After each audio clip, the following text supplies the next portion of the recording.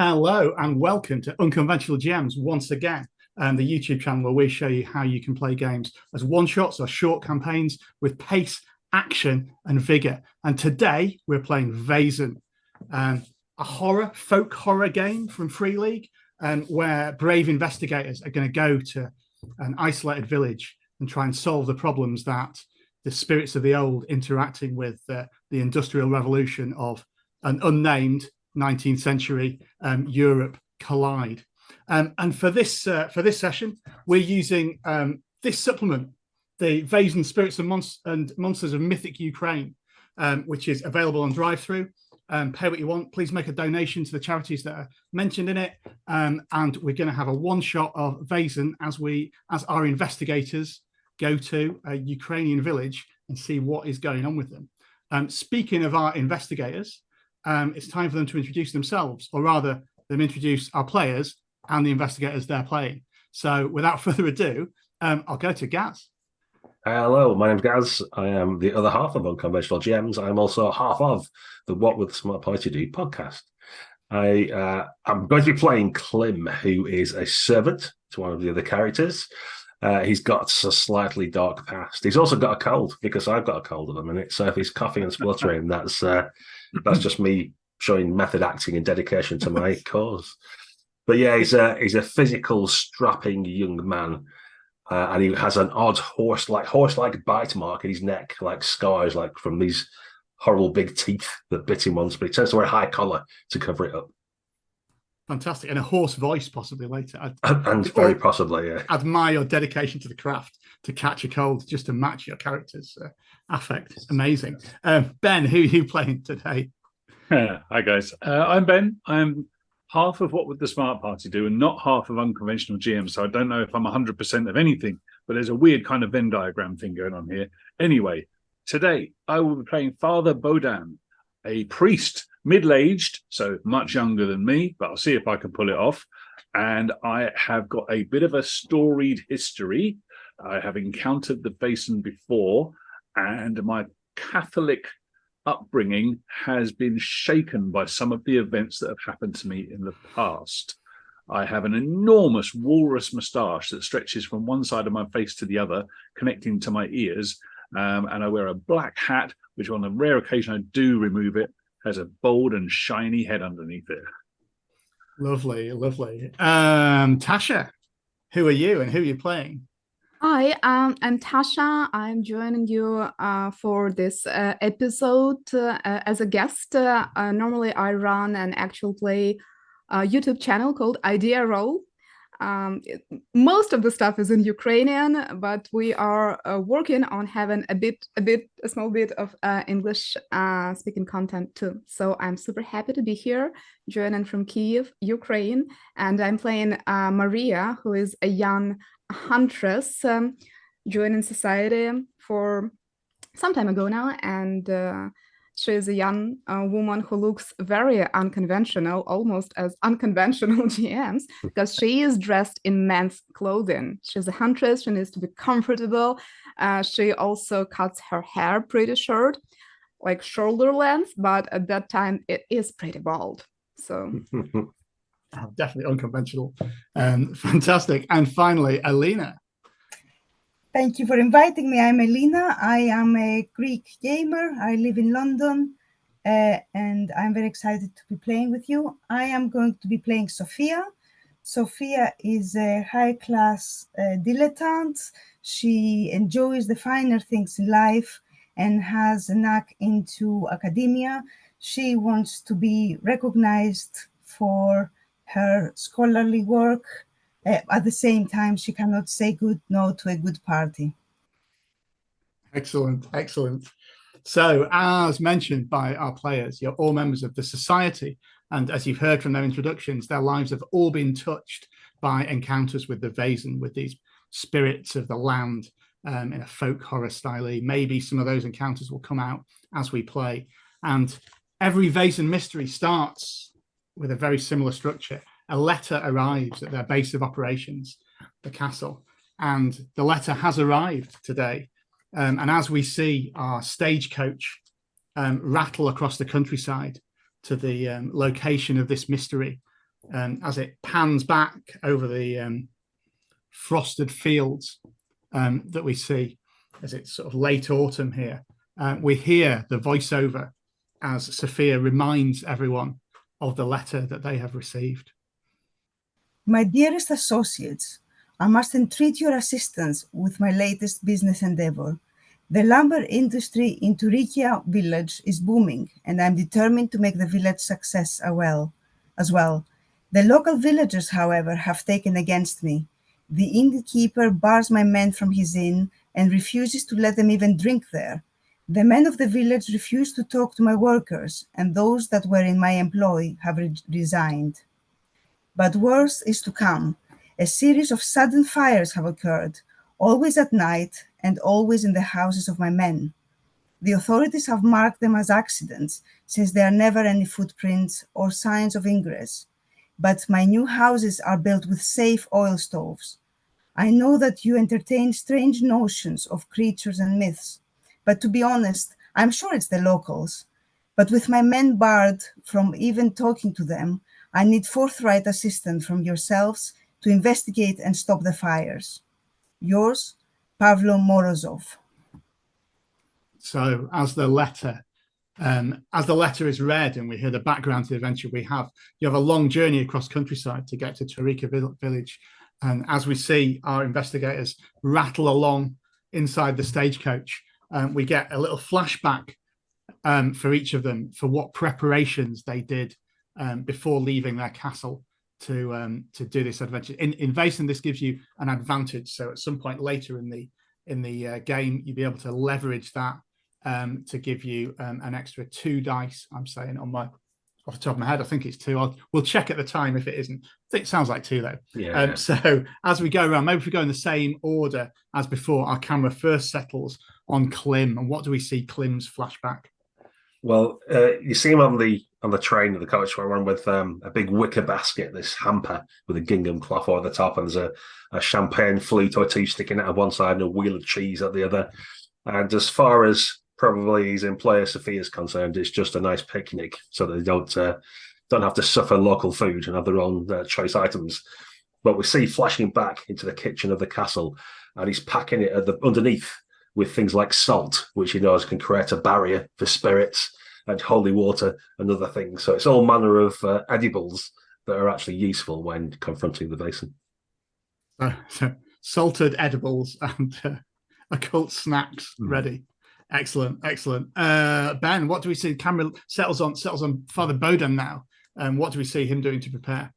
Well, you'd expect to see Father Bodum in the sanctuary, but that's been getting dusty and old of late. He's not been seen there so often. In fact, he's in the stables tonight, looking after his pride and joy, his horse, Hest, and the carriage that will be probably taking us on our mission tonight.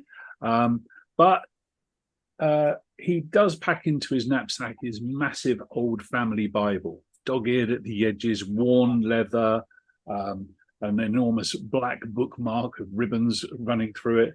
And just before he puts it in his knapsack, he opens it one more time to make sure that the hip flask of whiskey is still within the cutout pages of his Bible.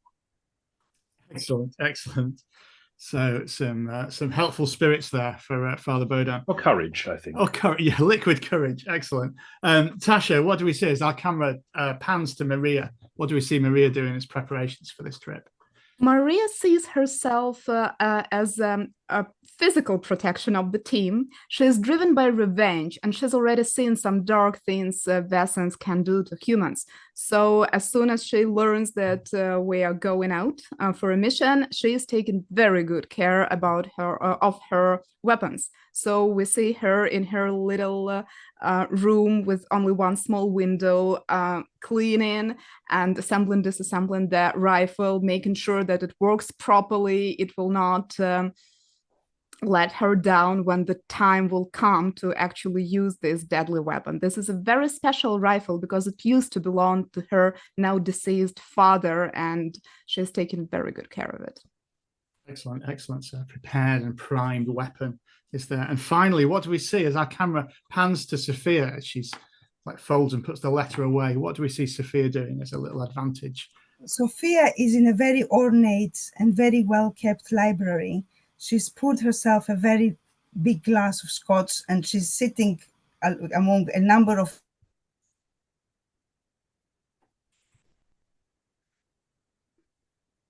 to try and find out here and the prominent families of your, and any perhaps mysteries, any uncovered supernatural events, some monsters that are lurking in the olden tomes. Excellent. So research of monsters there. She has a black leather book that has been thumbed across a number of times. It used to belong to, it was a gift from her fiancé Eric, who was torn apart by a giant, and she never parts from it.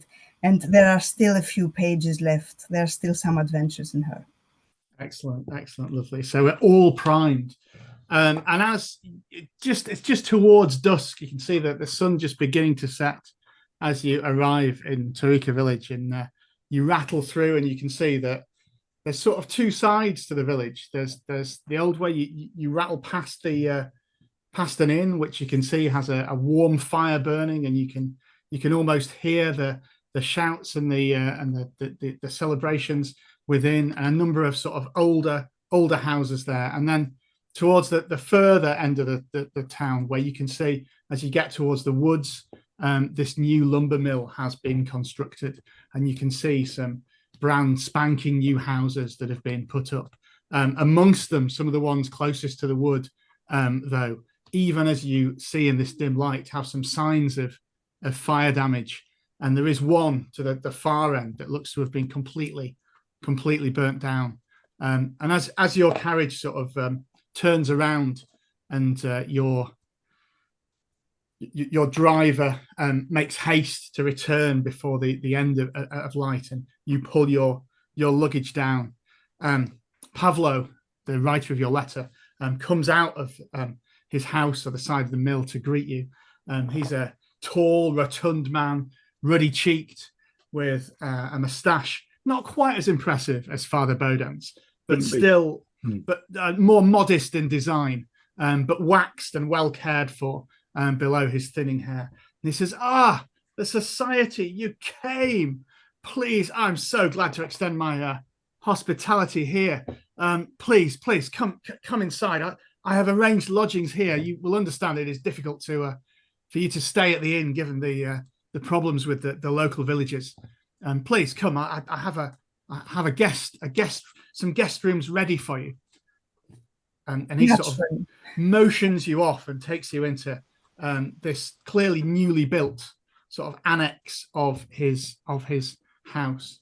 And he, as you assemble, he says, "I'm so glad you came. And he gets sends for his servants to bring you some stew and drinks, and says, so glad you're here. But I fear, even since I wrote to you, the situation has worsened.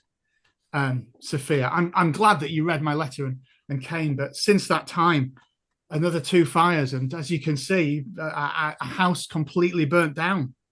My men now talk of beasts in the woods and a curse on the village, but as you can see, the quality of wood that he wraps on the wall of this annex is so good here, and really business is booming. Do you still think you can help me? We will try our best. We haven't failed before. But tell us more about, how do these fires come about? Has anybody seen something? Oh, it must be the men of the village. Some old falling out they've had with me, or my men.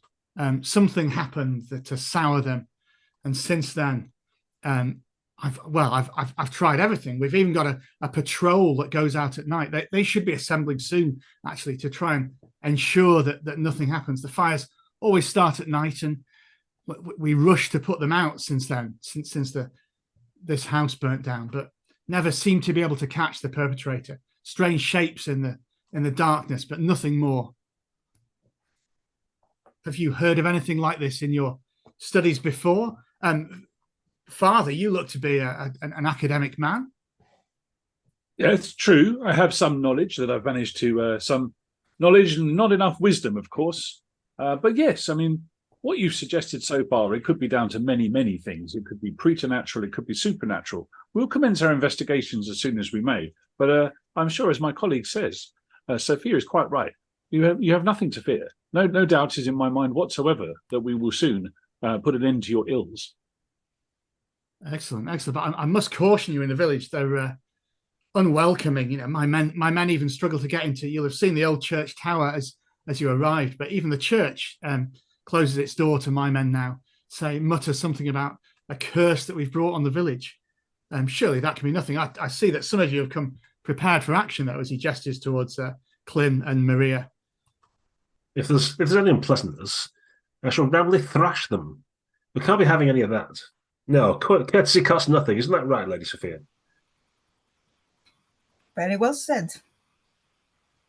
And perhaps I might go to the inn tonight and have a word with these people. Speak to the common man, see what I can discern from their behaviour. He says, "Well, I think as they have seen you arrive in the village with me, it may be difficult, as that they've made it very clear the inn is barred to my men. Although I don't know if some of it is of my men's doing. They have been quite aggressive to. They've taken poorly to it, and I see morale is fading. And perhaps he looks towards Maria and says, "You look to have the eye of a tracker to you. Perhaps you may wish to join the patrol tonight." That was exactly my intention. However positive my friends here are about our positive outcome of this adventure, I must assure you, you should not underestimate the enemy, whoever they are, either people who are not satisfied with your new rules or the Vaesens, who can be very, very tricky. In any way, we will do anything we can to help you, but do not let your guard down. I would love to join the patrol and to see with my own eyes what's happening at night. Excellent. And as he says that, you see in his yard outside the patrol, in fact, appearing as three quite sheepish looking young men assemble. They carry like lanterns between them as the dark comes down, and as he sort of ushers you out to meet them and say, "See, these are my best men to do it." You notice them sort of shuffle and look a little sheepish towards you as they sort of assemble themselves. You notice they don't look too keen to be going out tonight. That I immediately act as if I know exactly what I'm doing and I'm in charge here. Also, what sort of night is it? Is it cloudy? Is it starry? Do we have a moon? It is a surprisingly clear night. It is quite light out there. You could make your way without the lantern they are carrying. You think? This was exactly my point. I look at them and say, like, well, you won't be able to catch any arsonist if you're carrying a lamp around. They can spot you a mile away, while you won't be able to see a thing further than your hand stretched. Put that out. The night is clear, and we will be able to see better and hide ourselves better without this fire.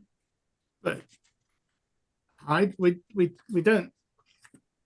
Do we want to? We're here to prevent fires, not to catch an arsonist or a monster or anything.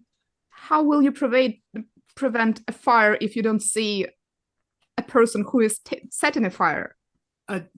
They won't dare, because we'll be there to stop them. We should put the lantern out. They look sort of sheepishly towards Pavlo, who looks a little bit concerned with that. They are prepared to do this, possibly, but you might need to make a skill roll to persuade them of this. Okay, that I will do. I think this is probably manipulation, based on how you're saying it. So I think Yeah. The way this works is you just click on the character sheet and it will just roll it for you. And you're looking for 6s, so we'll see. 0 successes.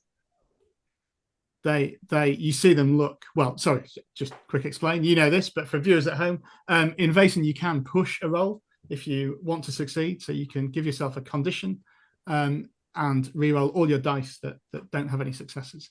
Obviously, you have 3 mental and 3 physical conditions before you're broken, so that is something that will stick with you. So I suppose I have to ask. We won't always ask. You'll have to speak up if you want to do it. Tasha, do you want to push that roll? No, thank you. It's early in the game, to be fair. It's early in the game, and yeah, I'm not very determined. Alternatively, since I believe, since I failed my roll and they will not take their lamps off, I will maybe let them walk a bit in front of me and sort of follow them. So whoever is out there looking to set a fire sees them and not me. Yeah. They whisper to each other and say, "Oh, we get the arsonists, but what about the monsters in the woods?" And oh yeah, we need the light on because they'll just sneak up on us. You take the light, and I'm following you, and I'm taking care of the monsters or whoever is there lurking in the shadows. Excellent. So let's just set it. What's happening? Maria's going with the patrol. The rest of you, what's your plan? Clem, you mentioned trying to get into the inn tonight. I remember Clem mentioning that. I mean, I think opening a bottle of wine and maybe trying to build some bridges rather than have some burnt houses. Perhaps we can socialize with the locals a little bit. See if they can, if a couple of cups of wine will loosen their lips. What do you say, Klimt? Can I rely on you for the first round? Well, of course. I brought some third-class wine for sharing with locals. Excellent. And Sophia, what's your plan? Are you going to the pub or going to the patrol? So rather than have the third-class wine that others are having, I would like to spend an evening with Pavlo Morozov and just find out a little bit more about him, how he came to be, where he's from, the other family, the other prominent families, the ones that matter in the village, and whether there has been any opposition from the higher ups and what their reception was, the old money. Yeah, so to say. Excellent. So in true Vaesen style, we've got 4 people in the group. We've split the party 3 ways instantly upon arrival in the village. I'm sure that'll work exactly as it is. We'll do that in sort of order. I think we might go to the pub first, and then we'll sort of cut to Pavlo and Sophia's discussions. And then we'll finish with the patrol, I think, because you are slowly walking around the village looking for you're not sure what. And potentially these tired, not that keen patrolmen might end up walking around all night. So if we start at the pub, so the 2 of you walk down towards the inn. It doesn't have a sign or a name up. It's clearly the only establishment in this village. And as you make your way through the village towards it, there doesn't seem to be a huge amount of it's almost as if as you get closer, the chat and the camaraderie and the warmth from within quietens down a little bit. And as you stand sort of before the door, which unusually as you find it is closed, you can see the light and the shapes within. There's almost an ominous silence descends on within. Do you knock on the door, open it? What's your approach? I'll just bluster straight in, let me on the place. Okay, you step in and find it not as busy as you maybe expected. There's the fire sort of gutters in the wind as you open it, and what you assume from outside to be a sort of blazing furnace and source of warmth. There's a chill comes through you as you go in. 3 men sit around tables in there, but it doesn't look to be the sort of hive of activity and camaraderie that you expected before. And they glance up at you and then quickly glance back at their drinks. Well, good evening to you all. Is this a place where a man of God and a hard-working servant might find a delicious beverage with which to slake our travel thirst?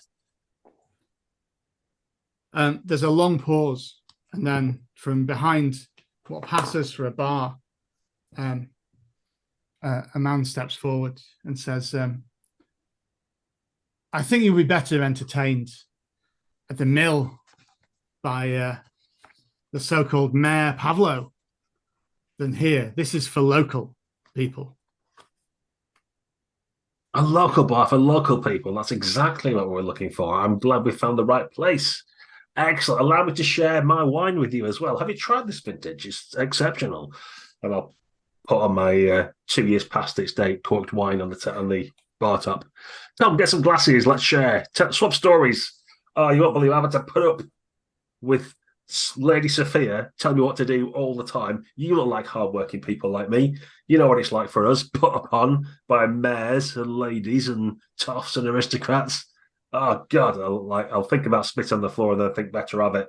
So come on, share a story. I've got loads of things to moan about, but I'm sure you can tell me some of your tales first, and I'll start sloshing some wine around in a couple of glasses. There's a pregnant pause as they all look to each other to see how to respond to this. The sort of pause in which a skill roll is made in role-playing games. Just to put another bit of the system in front of you. There are two of you in this situation. Ben, if you wanted Father Bodan to get involved and help, you could do that to give Klim an extra dice. You'd obviously have to do some like role-playing stuff for that to happen. Oh my goodness. Yes, I do. So I'll remove my hat and give a little bow and echo Clint's words. A good evening to you all. A blessing upon you all. I'll make it really clear from a dog collar or maybe like a big crucifix hanging around my neck or something. I'm a man of the cloth, and hopefully that will warm their hearts to us a little bit. Excellent, excellent. So, Gaz, you'll be rolling your. I think it's probably manipulation. Looking at Vaesen, he's got a huge number of skills. So 2 identical skills in the first thing, is that, and you get an extra dice from Father Bodan's blessings of. That's suboptimal. So what I might do is push that roll. Cool. So what happens is I end up getting like a bit more drunk than I intended. In my head, what I'm doing is getting all the locals drunk by getting them to pull some bottles off and join in. But what's actually happening is I'm getting quite sloshed. But I'm gonna push anyway and see what I can do about that.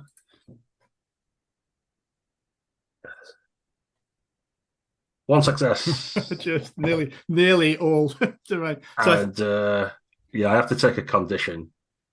Yeah, I wonder if hopeless. I was going to say hopeless. Equivalent to drunk. Are you a sad drunk? So I'll be like, when you've had a oh, what's the point even? I've got to spend my whole life working for this woman, and in the end, not even a retirement. Will I get thanked? Do we ever get thanked? And I'll start sobbing into my wine. You believe the hype that you were putting on them. And they say, oh, indeed, it's terrible being a working man here. And they do sort of let you stay and sort of warm to you. And they're reluctant to share anything about what their beef is with the lumber mill or something from that. But they do say, there's it's not right, the men moving in, changing the village. They cause some trouble. They since they've arrived, lots of the women of the village go off to the city, some of the young men as well. And we just have comers in. It's not the same anymore. Some would say Boris was harsh to bar them from coming in here, but we've got to hold on to our traditions. And there was too much bad blood between them to do it. So you two seem all right, I guess, but you just need to look after your own. It's we don't need all that change. We had a good, we know the quality of our wood's good here. We could sell it down to the traders that came. We don't need a mill chopping down the whole forest. And besides, one of them speaks up. It'll make the spirits of the forest angry, won't it? And they all sort of nod sagely to that. Mm. Okay, and we'll cut there to Pavlo back in his. So he takes you, Sophia, into his quarters, which is significantly more well appointed than where he was suggesting you stay, and pours some definitely not third-class wine, some like first-class wine, and says, "Oh yeah, it's good of you to take such an interest in it. I don't know what help it would be to hear, and I don't, it's difficult for me to know what could have caused this beef other than just backwards locals." So what made you come and set up business here? Do you have links to this country?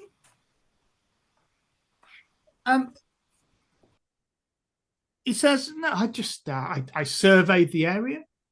My brother's in the lumber business. He spoke about this wood that we see here, and so we decided to come here. We thought this was the best place to be, and business was exceptionally good. Some of the men in the village even worked here, but since then they've resigned their positions. I don't know what it can be. It's probably just them. Probably just them. So nothing from your side that's, I don't know, made them take against you? And there's that pregnant pause again, as if he's weighing up whether he is convinced enough by you to share any more with it. And again, it's going to be, I think, probably manipulation. You could use observation instead if you wanted to try and spot that sort of the social perception skill, to try and spot if there's anything in his manner. I do. I want to get the measure of the man, so it's the same. Yeah, so sorry, intent of that, yeah. Yeah, fantastic. So 2 successes on observation. So you sense that, yeah, he's a little nervous talking to you, and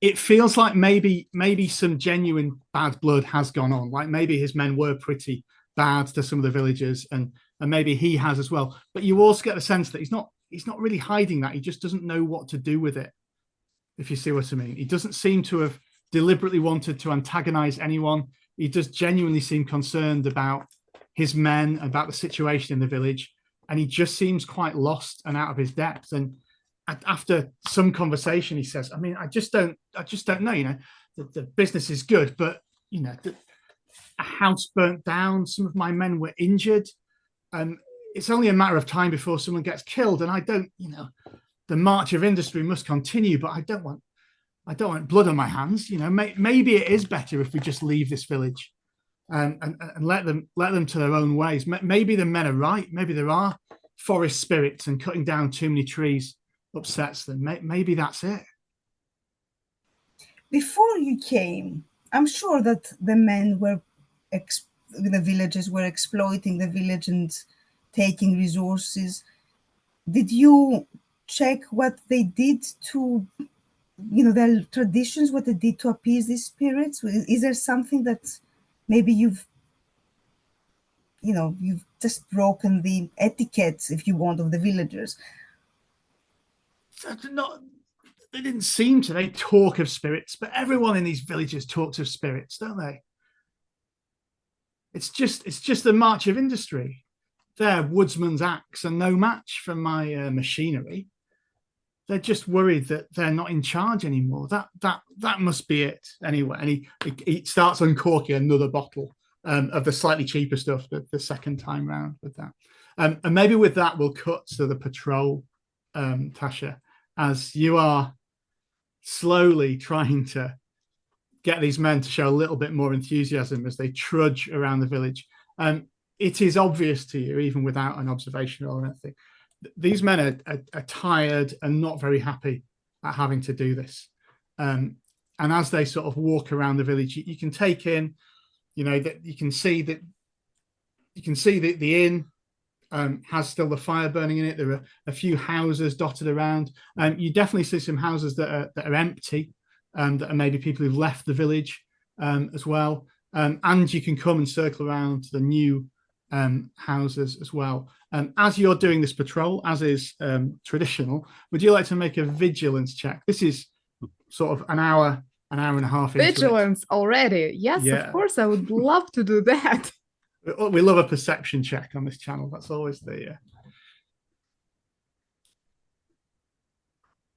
I have 1 success. Excellent. So to be clear about the stakes there, that's whether you notice it or one of these patrol people with their lantern notices it. You are sort of padding around behind, and you do notice that there's a sort of crackle and something in the corner of your eye. And as you turn, you see one of the houses has indeed caught alight, and very quickly one sort of side of the wall of this largely made of wood house is up in flame. What do you do? The men are still looking the other way. They haven't seen it because of their lanterns. I rush forward.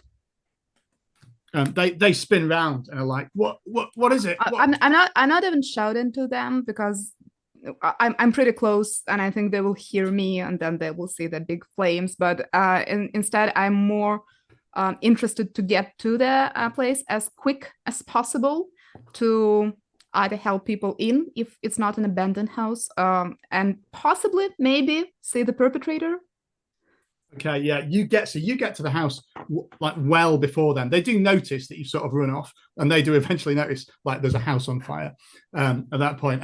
And as you're sort of going in, and obviously you're looking to see if there's any signs of a perpetrator there, and you do see, you know, that there are people in this house. They've woken up.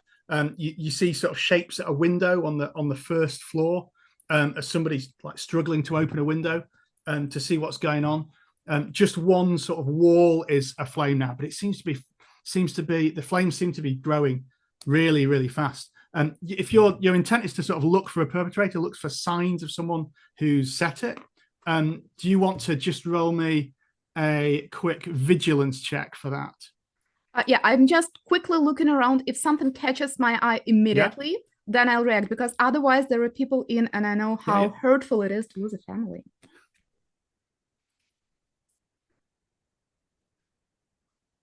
One success. Oh, fantastic. So that is enough for you to notice there do seem to be, you notice some shadows in the forest, maybe rushing away from the village, but as you pad towards it, there's no signs, there's no footprints, there's nothing there with it. And at that point, I think the men give a shout and begin rushing towards it, and even the rest of you will notice this wherever you are. And I think that's probably a good point. We had a little technical issue there where Ben dropped out. So I think we've all swapped names now. Maybe we have a quick intermission there while we sort this out. And then we'll come back to you in, well, it'll be like 3 seconds for you guys at home. But 3 weeks for us. Yeah. Okay. Yeah. I'm assuming, guys, you're faffing around now.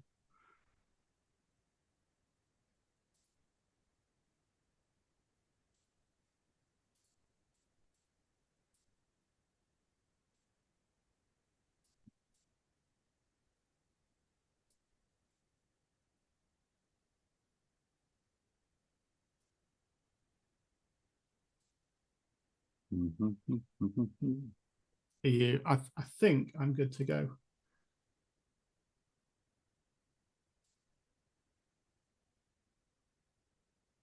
You're on mute, guess. Oh, sorry. Welcome back. Whatever strange Vaesen activity caused that has been resolved. It's always tempting to continue playing the characters that we've ended up in the positions down, but it's probably easier for everyone if we do that little swap and do it.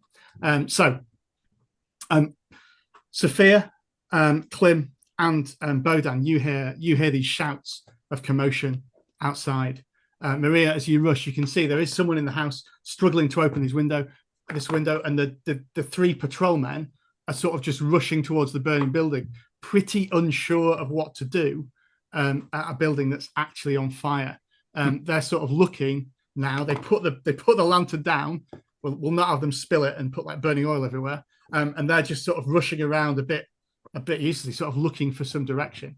And I'm assuming that the rest of you will rush out at this shout as well. I will just give a short command to the guys, like help the people to get out. Here's and I'm trying to break the window with a back of my rifle, and I hope that the guys will take it from there. Okay, they're like, well, we should put the fire out. We should put the fire out, as they're sort of caught between. You should take the people out to do it. The people, but they're upstairs. It'll burn the, and they're just in a complete sort of chaos as this is happening. Klim, Bodan, and Sophia, you all sort of rush onto the scene there.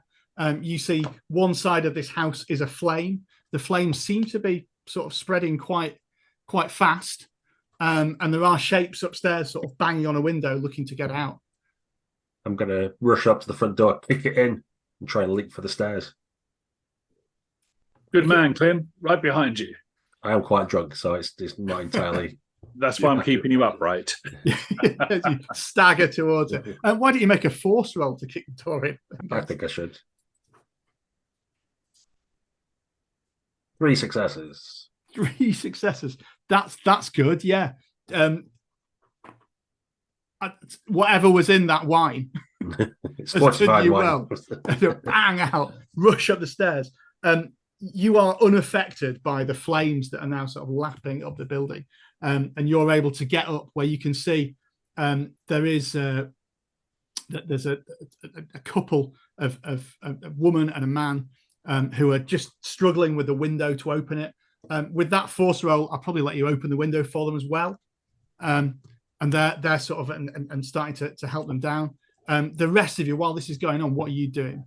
I'm going to instruct a couple of my villagers in my most upper class commandeering voice to take off my velvet cloak and spread it out so that we can make sort of a bit of a to cushion the fall, so that the guys can drop from the window. Excellent. As your upper class commanding voice is probably inspiration that you're looking to do to try and get them to do this effectively. I'm terrible at this. Can I roll with 0? Yeah, because it's your stat and skill. So your empathy, which I think is quite good anyway. Yes. So you'll still have that in it. Okay, great. 1 success. Yeah, despite they are the upper class voice doesn't put them off. As they've heard all these rumors from the pub of how terrible it is working for the upper classes from Clem. But they do sort of get to and hold it out. And Clem, you're able to get them to sort of jump down to safety while this building is still ablaze, though. Maria or Bodan, what are you up to? Well, I see that the situation is clearly under control. At least people are out of trouble now since my fellow colleagues are taking care of it. So I'll quickly tell them I saw something in the woods, and I will rush to the woods because this is a very safe and sane thing to do in the middle of the night. Excellent. Excellent. So, yeah, Maria vanishes into the woods momentarily. Bodan, what are you up to? We'll cut to that in a minute. Yeah, okay. So if this is under control, I want to make sure that no one's been left behind, no animal or a small child in a cupboard or hiding in a wardrobe. So I head upstairs, and from there I may even get a vantage point out towards the woods. Maybe I'll see Maria running through the fields. Maybe you will. Would you like to make me, I think as you search it, that will be I think I'll go investigation probably rather than vigilance, because you're trying to see what else is in the house, any signs of it. Yeah, absolutely. Okay, let's lean into that then. So let's small extra window. There we go. Oh, I had 4 dices as well. Oh, okay. The smoke I've come up empty-handed. I mean, you can push. I don't think it's necessary. Yeah, the smoke is thick here. You will get as a freebie, you cough and you look out. Even as you look out into the woods, it's just dark out there, and obviously it's light in here because the fire. And you get a flashback to Maria explaining about the lantern before and realizing what sense she talked there. But looking out from a lighted area into the dark doesn't show you anything. She's always talking sense, that girl. On my way out, I'm not going to jump from the window. That'd be unseemly. Is there a way I can determine where the fire started or how?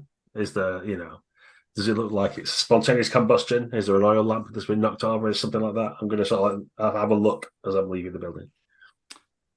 That sounds like an investigation check as well to see if you can get the source of the fire. I doubt I'm very good at it, but there's no harm in having a look while I'm here. It's not. Unsurprisingly, the smoke has got even thicker now. And probably what I do find is like a bottle of beer or something and have that as well, just to top I'll me get off. that. Yeah, quickly. Searching for a bottle opener. Distracted. Yeah, your Dutch courage that let you rescue the people so effectively is less effective at sort of stumbling around. You suddenly feel slightly dizzy as you leave. I'll try and get some fresh air at this point. Yeah. In the forest, you rush into the forest on the scent of something or whatever might have vanished into here. In the forest, you get there very soon.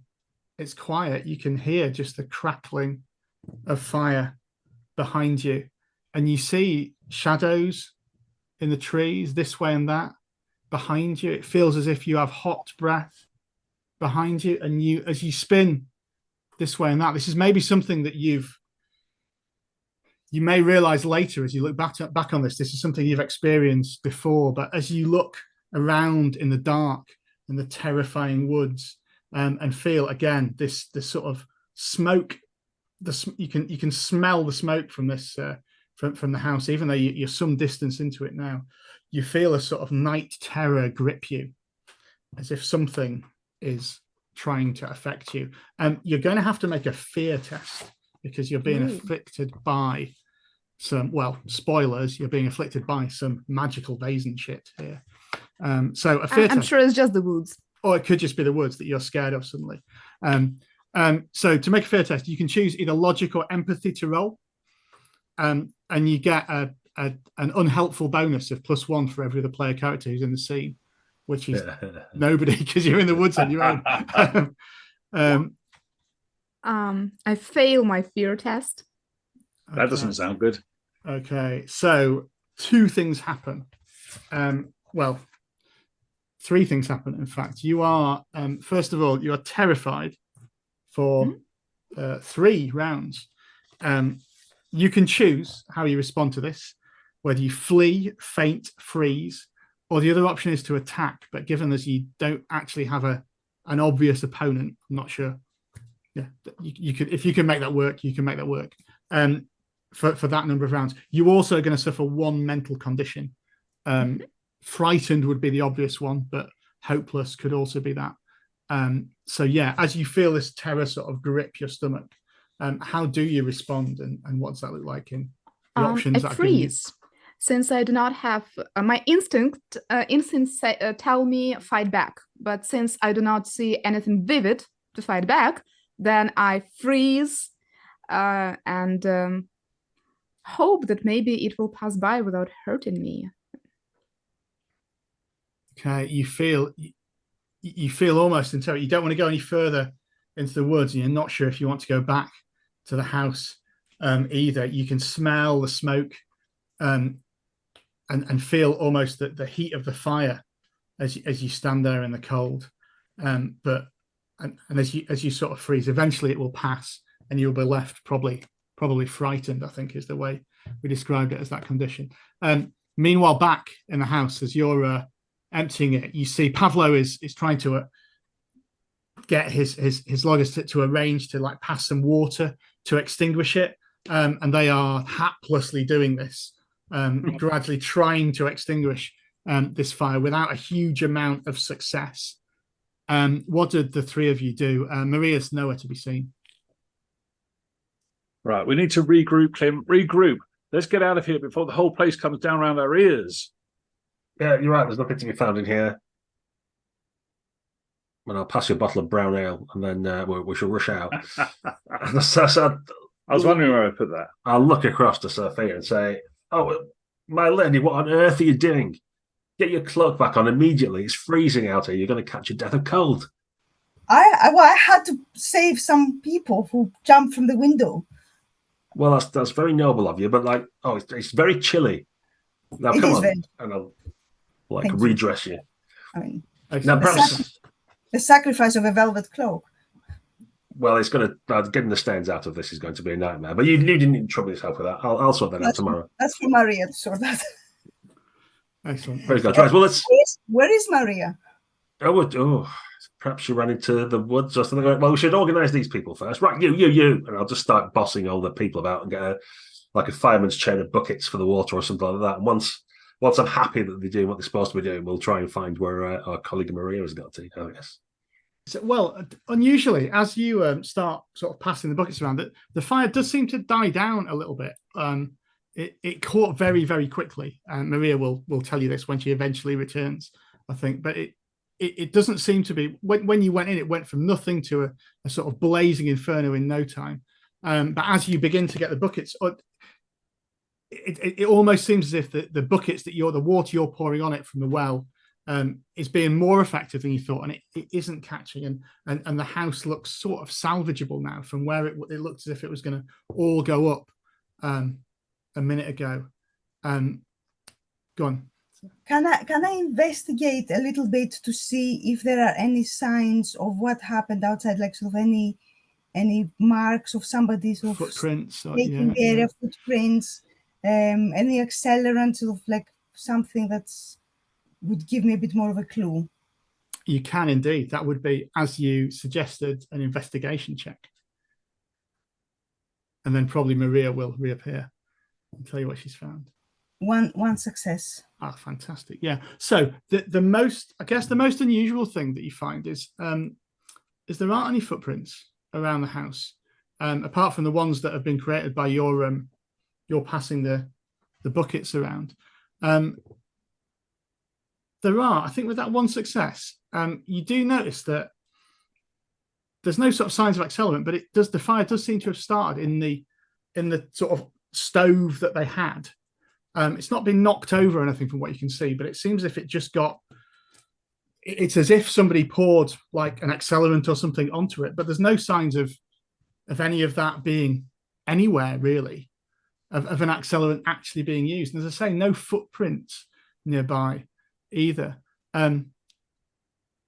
There's sort of some like there's areas into the woods. You can see that it's not completely clear ground. Animals have been around, and there's the odd footprint here and there, but there's no signs of somebody sort of going and spending any time doing anything. The door to the house doesn't look to have been like opened or bashed in or anything. And in fact, when Klimt opened it, it took quite some force, you notice, to bash it open. No real signs of anyone having got in and set this fire. As if the stove just suddenly erupted.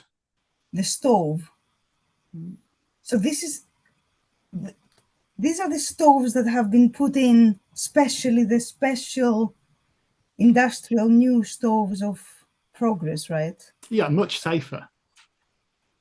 How does this engineering feat work? I will ask Pavlo Mozorov. He says that they're very safe. They're very safe. You can see that they, rather than we've got wood houses burning wood in there, they should be, and they've got safety valves, and so they can't go down at all. It must be somebody must have been around. He looks around and then he goes to check that his worker and wife are okay. Meanwhile, Maria, you sort of come to. And cough some smoke from there and realize that you're some distance in the woods. There's no sign of the shapes that you saw before. And the fire behind you has pretty much been extinguished. You can see the lights and hear the discussions of your fellow investigators behind you. Before heading back, since I've been frozen for some time, I just slowly breathe out and try to calm myself down and try to get something useful out of this encounter. So I look a lot around, and I'm trying to make some, to spot something. Is there anything unusual?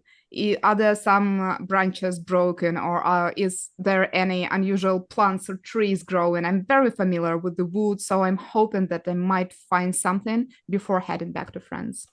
Okay, because there is it'll be interesting if you find or not. I'm going to say this is probably an investigation check, because you are still quite shaken up. It's whether you notice anything unusual in your state, because there are unusual stuff to notice, but you may just get back and not see it. I do have one success, even with a penalty. Yeah, even I'm with frightened, even but in your frightened state. I did spend some time standing there, hardly even breathing. So maybe something did catch my eye. Yeah. Well, as you make your way back, you notice that there's a few lines on the ground that seem to be sort of almost burnt. There's no sign of any fire here, but it's as if maybe some small animal was on fire here, and has come out into the woods. You can't really follow the tracks; they appear and disappear there and there. But there's definitely sort of burnt grass on the ground nearby to you.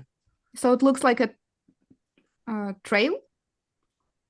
Yeah, in parts, but it's not like it's not consistent. It's not like, oh, it's going that way, oh, it's going that way. Yeah, can I figure out like the paws or I don't know, the claws or something, or is just something burnt? It's just sort of patches, little trails of burnt grass where they are.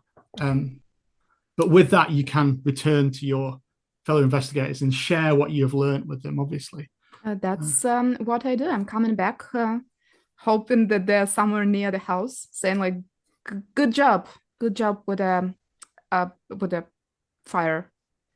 And Pavlo echoes this and says, yeah, I don't know what we would have done. Any sign? And he says, any sign of the arsonist to you? Yeah, there is some. Well, did you catch him?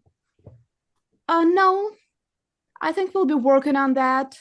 And I'm giving a meaningful look to the team. Well, he must be. Well, thank you for your help. We should wrap up warm. And you can see this couple that you've rescued look quite shaken up. He says, you can stay in my guest room tonight, and maybe you can do some more. You can follow this trail in the morning after we've had a good night's sleep. And the three patrolmen that were with you are sort of already putting out the lantern and making to go back home. They're like, oh God, thank God for that. Right, we can go. So I would suggest that's maybe where you, unless there's anything you want to do before you retire to bed, that's where you retire and continue your investigations the following day. And indeed, we will retire for a little bit as well and have a short break that will be a few minutes for us, but mere seconds for you in Viewerland. So we'll be right back. Welcome back.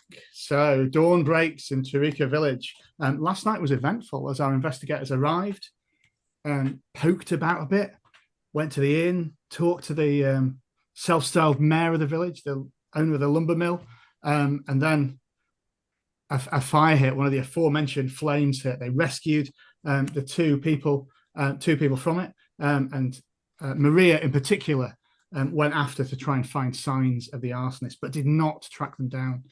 So over a simple breakfast, all of our society members have shared what they discovered separately last night.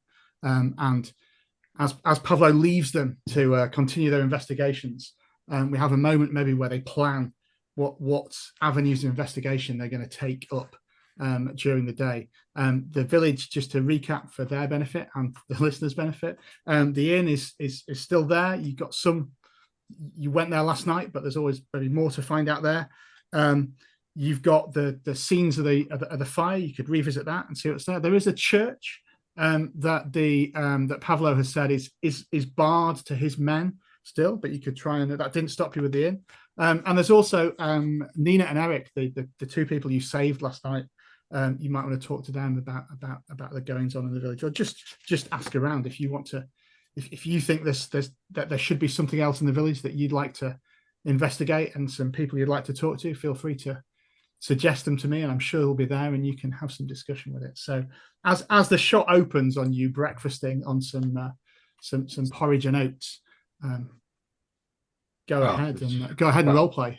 The first thing that happens is once our host is out of the way, I'll take the porridge and throw it away, and then produce some brioche and foie gras for Sophia, and then perhaps some Sauvignon Blanc, a nice chilled one that'll do for a breakfast wine with some freshly squeezed orange that I've produced, and some of the bits and pieces, maybe a nice cheese. So it's a good thing we don't let the side drop. Well, can you imagine breakfasting on oatmeal and then trying to commit an investigation? I mean, frankly, what's wrong with these people? It's no wonder he's in a state if that's all he has to eat in this place. Very good. Right. So, well, perhaps, I don't know, Father, whether you might like to investigate the church or not, and whether you require backup, if that's something you want to do on your own. Then to my son is as if you read my very mind. I'll just finish up this delicious simple man's repast of oatmeal, which I'm enjoying. I'm surprised you can even look at that feast with the skinful you had last night.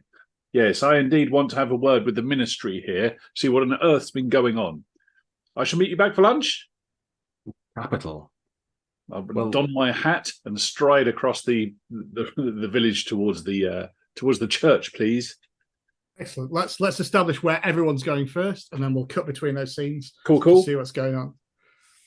Maria would also mention after you talked about the fire that my grandma always used to say that the stove is the heart of the house, and you should be very respectful of the stove.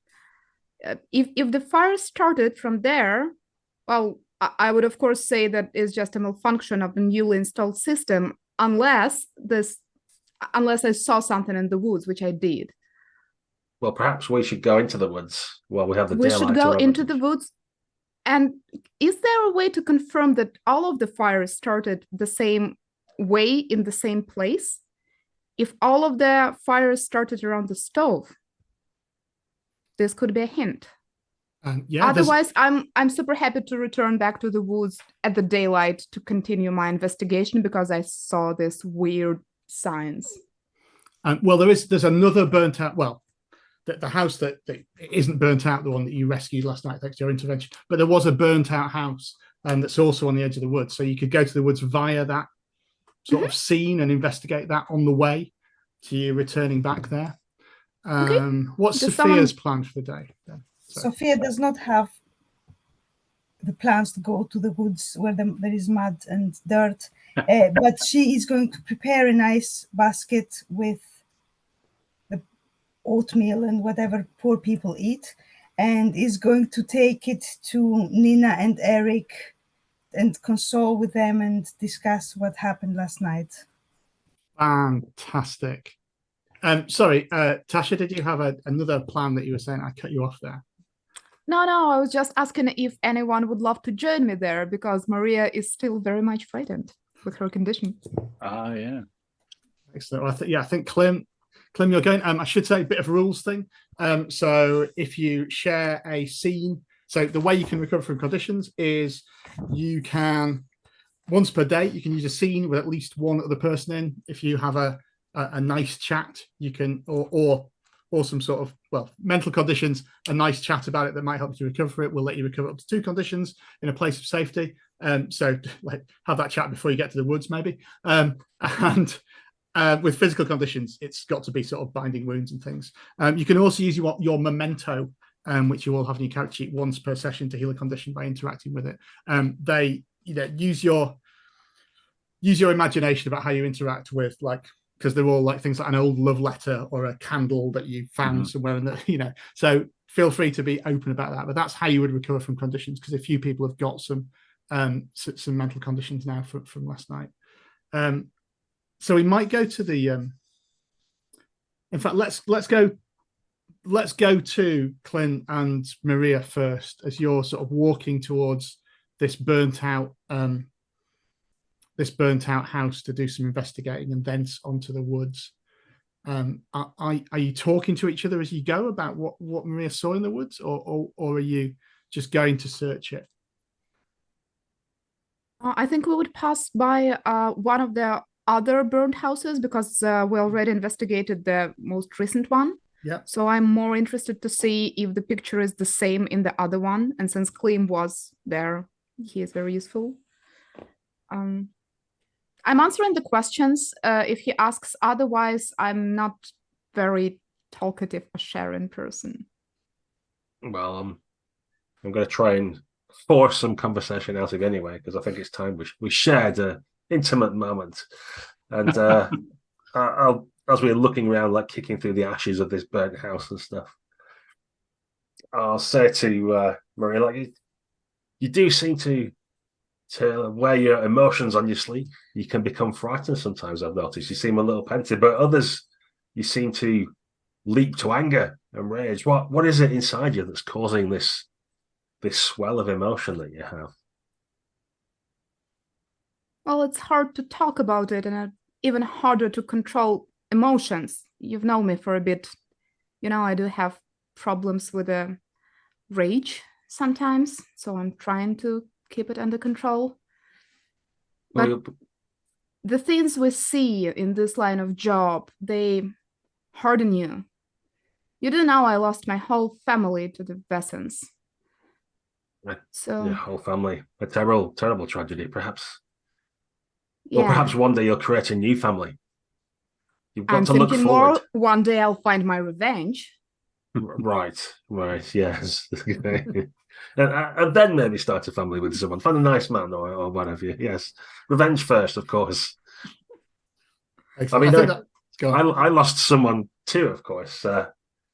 I'm sorry. He's got this crumpled little love letter. His name was Eric, and I'll start like describing what I loved about him. And you sort of realise that it's Sophia's fiance that died to the giant is the same Eric. He says, but I can't tell anyone about it, of course, and I'll put the note back in my pocket. And anyway, to the woods, I'll get all really awkward. And yeah, when you say I can't tell anyone, I go like. yeah.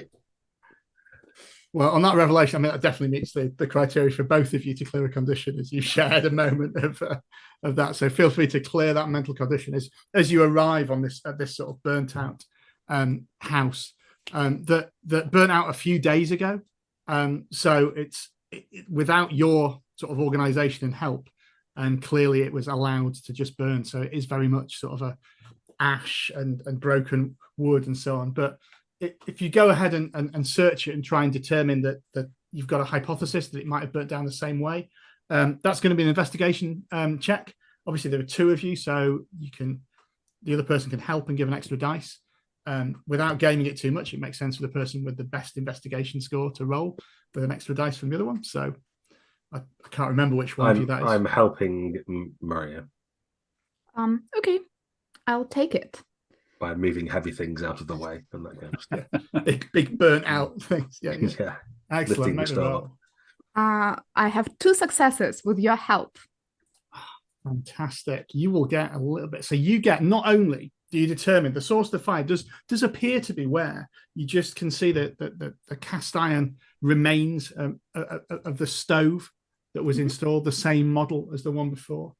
With that extra success as well, around it, you notice a little bit like you saw in the woods, these sort of burnt out tracks, as if a snake maybe has moved around this area where the fire started. You would think that it burnt down in the same way, but there's also signs that maybe a snake or a lizard was around there, only small, but as if something has been around where this fire started. Do you see what I see? This is a trail of a snake, and it looks awfully familiar to what I saw yesterday in the woods. That's very curious. Well, I'm quite sure that my mistress knows about such things. She spends a lot of time in the library. Perhaps she can give us some information about that later. I'll make a note of it. The one thing I do not understand, if this snake brings fire, but then it goes back to the woods, and it's not afraid to cause the fire to the woods. Well, if you recall, all these fires have started in the stove, so maybe it needs to spark a fire to start with and can make it bigger and more aggressive, but unless there's a fire there to start with, it can't do anything. Something like that, perhaps. Yeah, perhaps you're right. And as you venture into the woods, it almost feels as if the bright morning goes a little bit darker as you step into it. We'll cut to, I think, Father Bodan. Mm-hmm. As you enter to the church, are you striding straight in to maybe just sit on a pew and take your time, or what's the state of it on my approach? It seems to be in use. It's not tumbled down or anything. Mm-hmm. You see, the door is open. There's signs that it's there. There are no signs of villagers near it, or indeed men from the lumber mill near it, but it does seem to be active. Okay. Well, the Lord's house should be open to all. So yeah, I think I will stride in and see if I can find what souls reside here. Who's in charge of the flock around here? And as you step in, a broad, red-faced father steps forward and says, welcome. Father Alexei, it's rare that we get visitors at all here, let alone men of the cloth. God bless you. Well, God bless you too, Father Alexei. I'm humbled to be here as I remove my hat. I come I come due to the bad news that we'd heard reported.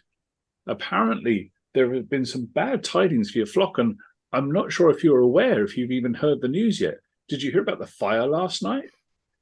A fire last? Oh yes, of course. I heard about it. I was rushing to help, but then it died down very quickly. It was under control. Are the people all right? They are. Mercifully, we managed to get everybody out just in time. But as you say, the fire did seem to disappear. But God works in mysterious ways, of course. Very mysterious ways in some cases. Indeed, I wouldn't think a fire at a village would be anything to do with our Lord, though, would it, Father? I would imagine not. Tell me, how have things been with the congregation? How is the population of the village? Is morale high, or is this has this turned people away from the face of God? Are people losing faith as they lose their homes? Says, oh, morale is always fine. We are a good, honest, God-fearing village, and we look after our own here. As that's it. It's absolutely fine. And he pauses as he looks to the wall in another of those pregnant pauses where we'll see if you've earned his trust or not. I think you could go observation, or you could go manipulation, or you could go inspiration with here, because you are sort of doing the priest thing. Well, I've had my eye on this fellow, to be honest, and empathy is my thing. So I'm going to go with observation, because I've been looking out for some kind of his motivations and whether there might be other people in the church, and exactly for that kind of blink and you'll miss it look. I wonder what he's got his eyes on. Let's see if I can find out. La, la, la, la, la, la. Yeah.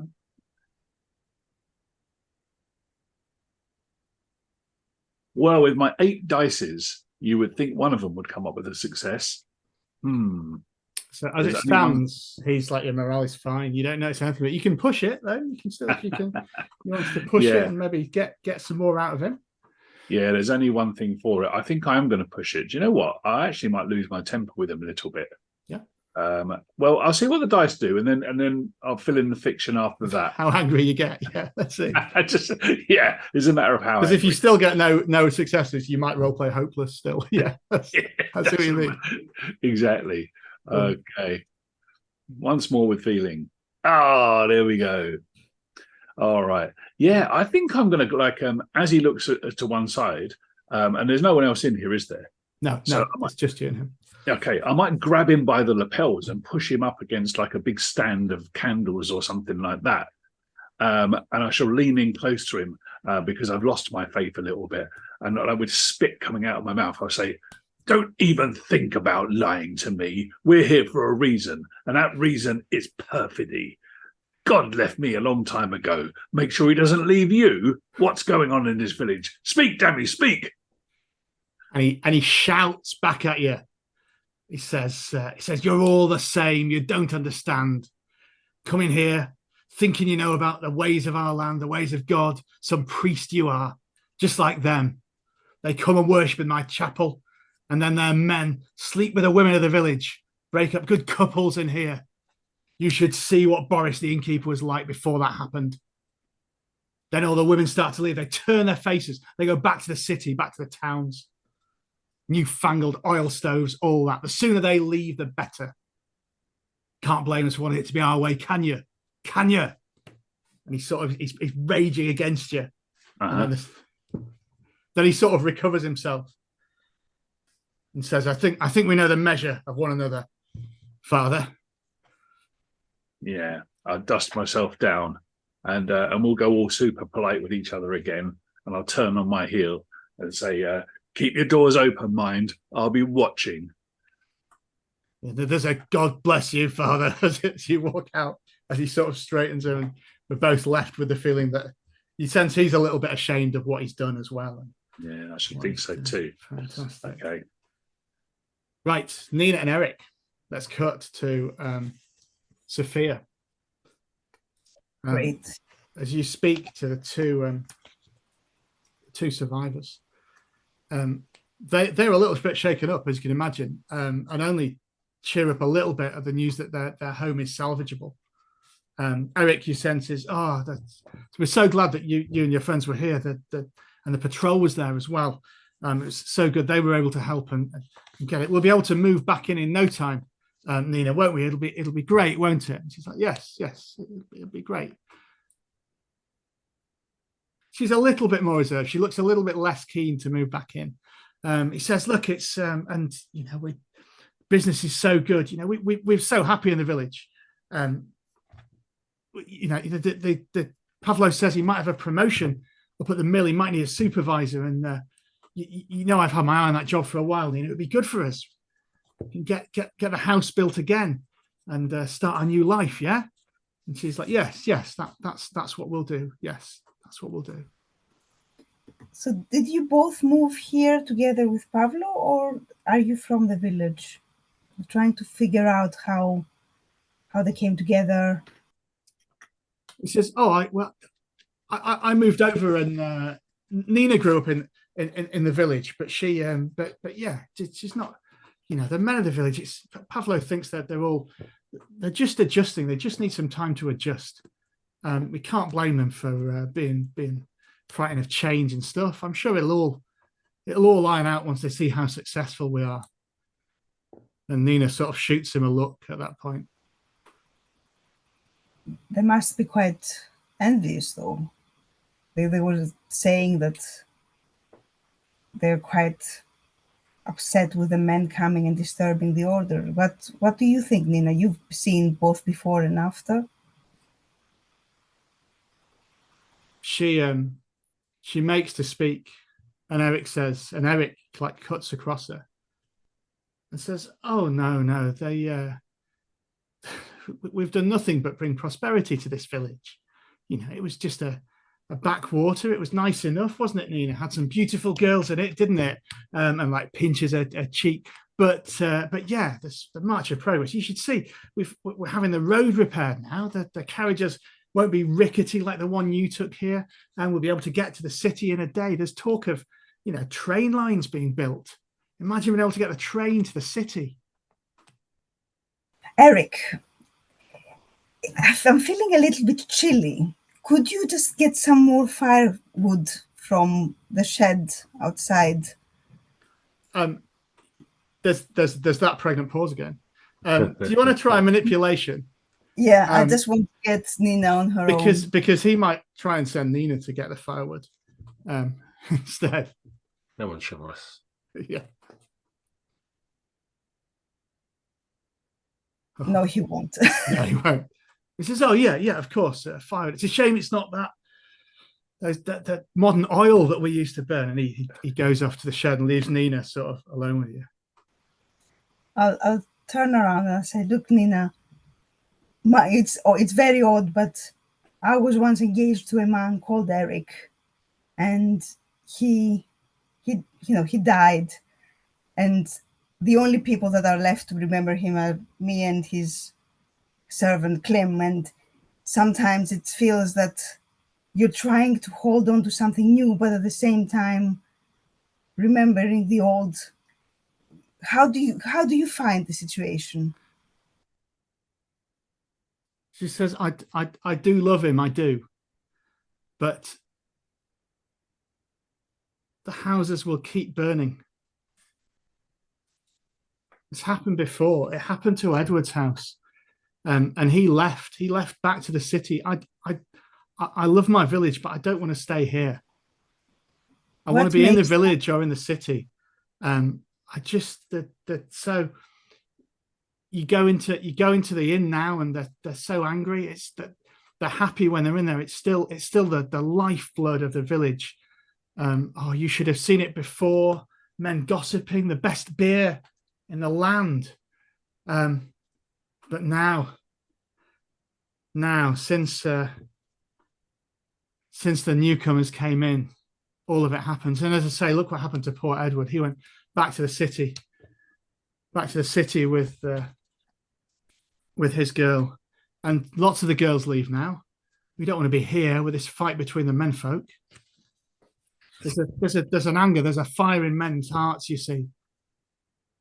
Please help. Persuade him to leave. We're not safe here. This feud will keep going. Why? Because they want the old ways. The men at the inn, they want the old ways. Boris, the innkeeper, they want the old ways. And then there's a sort of clatter of logs as Eric comes back and says, "Oh, it's a bit hard. It's not quite like the fire at that old inn. Remember when we used to be able to go there and drink? That was fantastic, wasn't it?" Innkeeper, and he starts putting the firewood into it. And probably at that we'll cut to the woods as Clem and Maria, you begin your sort of explorations. As you look into the woods, can I get a sense of sort of what you're looking for, what your intent is here, what you're trying to find out, just so I can flavor sort of what you're going to get from it? I believe we begin with me trying to find exactly the place where I was yesterday. If I'm capable, I will try to find again the same track to show it to Klim. Maybe it will give him some ideas, and then we will try to continue deeper to the woods to see if these woods are any different from the ones more familiar to us. That sounds entirely right. So you find just about where you were last night, and again the sort of ash marks and the burnt ash was there. As you look at it, having looked at the other house, they do, they are similar tracks. It looks like a snake or maybe a lizard shaped there, burnt into the ground. And as you venture deeper into the woods, there's no sign of these tracks. There's no sign of really anything much. Do you want to make me? It's probably vigilance, and Clem's there as well, so he can contribute a dice for it as you try and piece together what's happening here. Do you want to roll or do you want to help? You roll in. I can help you. Thank you. Last I'll be time moving branches out of the way and stuff. we worked marvelously as a team, but this time I failed miserably with 7 dice. You know what? I'm gonna push myself. Cool. I think. Okay, I'll push first and then we'll see how it goes. Yeah. See how it goes. Do I still apply the bonus? Yeah. Cool. Yeah, I was going to say harsher GMs than me would make Gaz take a condition as well, but we'll leave it at that from there. I don't think that's in the rules. That just occurred to me that the helper could also. Yeah. I was thinking, now I have like 4 successes, which is pretty awesome. I was thinking between angry and frightened as for the condition, and I'm definitely angry because I'm looking around and I do not see anything, and I'm like, come on, Maria, think, look around, you can do it. And I'm like angry at myself and at all of the situation, all of it, and I'm like pushing myself to the limits to see the unseen. And indeed, it is just as you go deeper into the woods, you find nothing. There's no evidence, not even an absence of animals. These are just normal woods. There's a few boar track. You can see there's you get almost halfway to the next village along, and you're sort of trudging back, annoyed with yourself, angry at it, and you come back to where you were, and you notice that the lizard, snake, burning tracks lead in the other direction. They lead back to the village. And as you sort of circle them, because I mean it's 4 successes, that's quite a lot. I think you can get them right round to the older part of the village, past the church, and in. It's hard to track once you get there. But if there's a sort of gap as they get into the bit where it's it's not obviously burnt, where there's roads and where people have been walking around everywhere. But if it went in a straight line, you would think it would probably go back to the inn. So maybe there is a truth to both statements. People wanting the newcomers out and Vaesens being involved. What do you think, Klim? Yeah, there's been a lot of talk about this innkeeper. There's definitely something there. Something's happened. Maybe he's tapping into the old ways. Maybe he's helping bring the Vaesen in or giving them power in some way, or they're channeling through him. I think we should get the rest of our friends together and confront this man. Yeah, I wouldn't go alone if he is behind all of it, commanding some fiery blizzard. Also, can I have a quick question to the GM? The house we investigated before, you did mention that the fire started from the stove, but I don't think you said if it was the also the new kind of stove or the old one? Sorry, yeah, it was the new kind of stove, the safe stove that shouldn't burn This down. cannot be a coincidence. No. Indeed. And as you look at the inn, you know it's like even it's fairly early in the morning. Now, I mean, you're getting to sort of lunchtime, but the smoke is pouring out of the chimney. It's got a raging fire within this inn, even at this age, and there can't be that many people in it, surely. Right, and I'll alarmedly look at my watch and go, "Oh my goodness, it's nearly lunchtime, and I haven't even started on the sea bass yet." And I'm going to rush back so I can start to prepare luncheon for Sophia and to gather information with the rest of my friends. Okay, so maybe we cut to luncheon then, and you are all assembling around and sharing maybe what you have discovered, and maybe we will do a little bit of that in character. This will lead towards a thing in Vaesen that I think is called a learning roll, where someone can make a logic check to try and identify the Vaesen. Sorry, it's a learning check to try and identify the Vaesen, and maybe, depending on how many successes you get, work out how to deal with it. Because the idea is you're all part of the society, you all have the site, you can see the Vaesen, you all do a lot of research back at the castle on this. So it's not like you don't have to play guess the monster from the clues that are given. Once you assemble some, you can say, oh yeah, I've read about this, because you're all clever intellectuals who do this all the time. So sat around the luncheon table, Clem, do you want to maybe describe what we're eating, and then go ahead, the rest of you, and roleplay what you found out, and maybe we'll have a little bit of throwing hypotheses around before somebody will make that learning check. Yeah, we have a few snails in garlic and dill, just as an amuse-bouche, and then we go on for a nice starter. We'll have a fresh garden salad with some shavings of truffle that I found while I was in the forest. And then some pan-fried sea bass with a squeeze of lemon and some rosemary potatoes. It's surprisingly survived this journey deep into the countryside. But it's still just right. A little bit gamey, that sea bass, but it's. Well, if you put plenty of garlic in the pan as well and plenty of lemon, it disguises all that. No, dear, fantastic. So obviously the conversation flows with what you've decided. So go ahead, maybe Maria, Sophia, and Bodan, do you want to share what you discovered? Oh, absolutely. We did confirm that the fire started at the same place as the previous house, the stove, and it was the new stove. We also found the marks of some lizard or a snake around the burned stove and then in the woods. But they did not go back deeper to the woods. Instead, they came back to the inn. Yeah, and the inn seemed to have a roaring fire going on as well. There's plenty of smoke coming from there. Far too much, you'd think, for the number of people within it. I think someone mentioned Boris, the innkeeper, who was sort of different lately. Did any of you pick something up about him? This is very, very interesting. So Nina and Eric, the couple that you saved, Klim, last night, Eric is one of the newcomers, and Lina is from the village.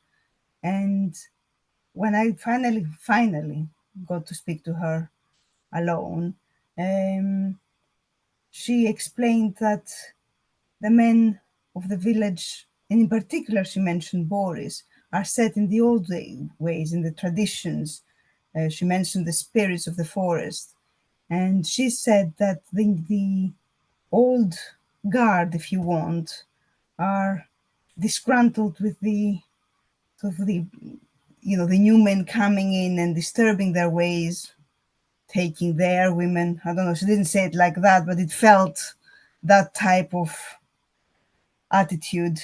And she's terrified. She wants to go back to the city. She mentioned others that have had the same and have fled to the city. So I think Boris might be up to something as well. I can confirm that the local priest says as much himself. The congregation seems split. There are the newcomers who want to bring modernity to the region, and then there is the old faith. And the good priest is having a difficult time balancing the two, keeping his flock together It seems that there has been a division within the village, and the old ways may have brought some supernatural spirits to bear upon the situation. Okay, so piecing this all together, whichever of you is the most learned with the best learning score, I suspect from memory it's probably Sophia, because you are ostensibly an academic. You can now put that all together with the learning that you have and try and work out what's happening. Remember, the rest of you can help up to a maximum of +3 dice. So I think all 3 of you chipped in with clues there. So you're going to get 3 bonus dice, Alina, when you roll. And remember, you can use, if you've got your advantage, or if there's anything else that you can put in, that's worth 2 dice if you want to narrate it in. I was wondering if, all the research that I had done in my wonderful library. Absolutely, that would work. So you've got 5 bonus dice here. The way that dice pool, the way that dice pool systems work is like once you get beyond about 8, the probabilities all go to pot, don't they? So let's see if we get any successes on this. Lots of diminishing returns. I'll add 5 to the modifiers, right? Yeah, What is the amount of dices?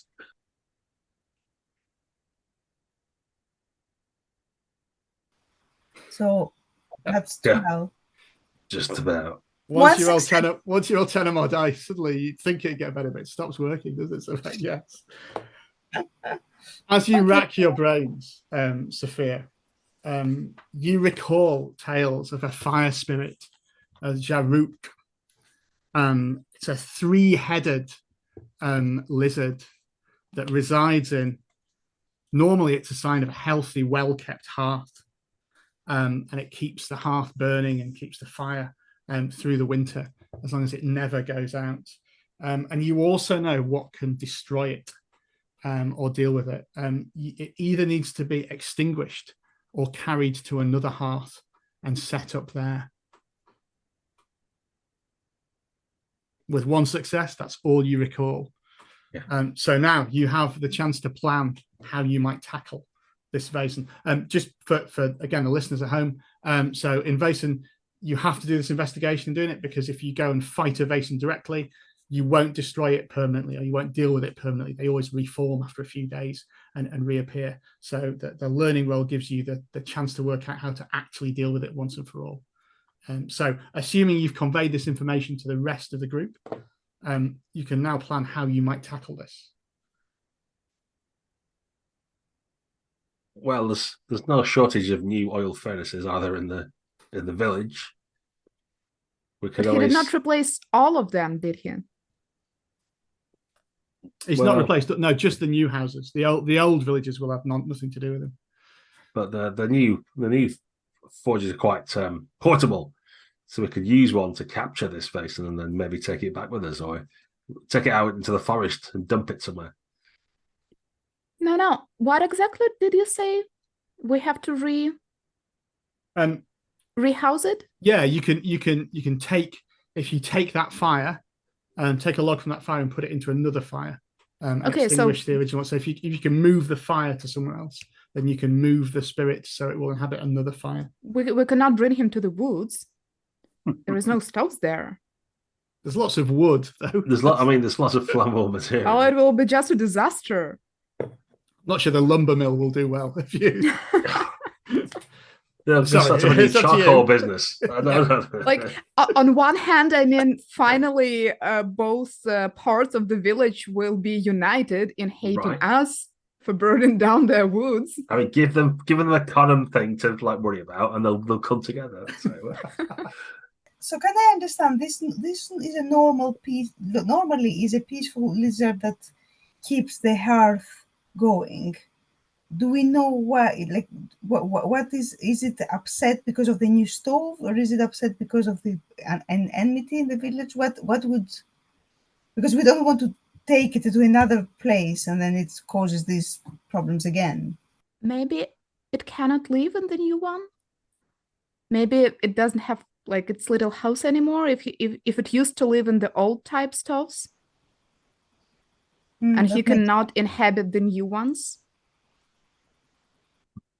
I mean, you are correct. It's normally a positive spirit, but obviously it's twisted, or it's been enraged with that. But also we have a feeling that this Boris, the innkeeper guy, is sort of commanding the spirit. And he is also conveniently the one who has a good, big, old-fashioned hairs in his Yeah. What do you say, Father? We've not heard from you. I think rehoming the spirit is better. I mean, the old faith should be respected as much as the new faith should. I don't think we need to destroy this Vaesen to bring the community together, but perhaps it does need to be rehomed. But yes, I agree. We should try and rehome the spirit. Can we perhaps home it in the church? Would that be an option? I wonder if there could be, if that would be the best place to bring the community together, to pray to the old and the new, and bring the community into one place and build a hearth within the church itself. What and could possibly go wrong? Yes. Can't see any downsides to this plan. Yeah. Yes. Okay, so Let's see if we can make a new home for the spirit with a new god. But also Boris, I guess, will not part with his spirit of fire so eagerly. Well, we have ways of making Boris come round to our way of thinking, don't we? And I'm pulling my knuckle dusters out of my coat pocket. And he has a fire lizard. Yeah. We may not just be able to use the power of rhetoric to convince them to our plan. We may have to get a little bit more hands-on. Or we could distract him and sort of sneak in to have a look at the spirit. Well, me and Father Bogdan have got a relationship with him. We've been drinking with him before. We could go in again and share some stories, and then perhaps you ladies could enact the plan while we keep him occupied. We're regulars at this point. That sounds good. Sounds like a plan. And as you look across to the inn, there doesn't seem to be lots and lots of people there. It does seem as if maybe Boris might be the only human in the inn at the moment this afternoon. The only human in the inn. Well, you've established there's a fire spirit in there, the only non-Vaesen there. Yeah. Currently. The plan is that Klim and Father Bogdan are going to go and distract Boris somehow. While what's your sort of plan to move this fire to the church? Are you going to use the stoves, Maria and Sophia? What's your? I'm just trying to paint the scene of how you move a fire from one place to another. We would need to come up with something to carry the fire in, something metal, or I don't know, made of metal. I guess will do. Like a cauldron where you can put the fire in and cover it, and so take the hot embers that hold the soul of the fire into the church. I'll reach around in my wicker basket and pull out this big copper kettle with the lid on. You've been carrying around. This might suffice. Thank you for your sacrifice. Mary Poppins. It's like a ladder, ladle, isn't it? Yeah. Yes, so we will try to take this pot with us and hopefully find the spirit, put it into the kettle, and take it out. And from there, I have no idea what we're going to do with it. Excellent. Well, feel free. As we do this, we've established the church has a hearth, and we have a just so that we're able to make stuff up and run this smoothly. The opposition here is Boris and the spirit, who will not want to be moved. You don't have to worry too much about the. We'll say that the priest is suitably persuaded by the awkward fisticuffs that he had with his counterpart, that he'll be behind this. So you can have communicated the plan to him at some point, Ben, or he just sort of goes along with it. So we don't have to worry too much about him, but we do need to worry about getting to the inn, getting the fire out, and distracting Boris. Do you want to start, Klim? I'll let Klim and Bodan, you set the scene. How does this distraction begin? There'll obviously be a skill roll at some point to it, but you set the scene of how you distract Boris. The inn does indeed have a roaring fire, surprisingly enough, as you approach it. Well, I think there's a lot of anger in the man. I've seen the fire in Maria's eyes, and I've recognised it in Boris as well. So we'll go in. I'll bring out a bottle of Armagnac, which I've been saving for just such an occasion, and start to share some of that with him, and then suggest manly sports with him, because I know that the father likes a bit of this as well. Some arm wrestling, some actual wrestling, maybe some boxing. Come on, some real old-fashioned manly stuff. Boxing, indeed. Every time we try arm wrestling at the inn, it does indeed descend into boxing. But wait, you're from the incomers. You know, a house burnt down last night just after you arrived. That can't be a good sign, can it? And he sensed he might take a little bit more persuasion, such as I'll say, what are you saying? And I'll slap him across the face. Right. I say, come on, come out here and say that. And I'll storm out the front of the pub and start rolling my sleeves up. Fantastic. That sounds like a force check, in fact, rather than manipulation. Where's your strength? Let's have a look.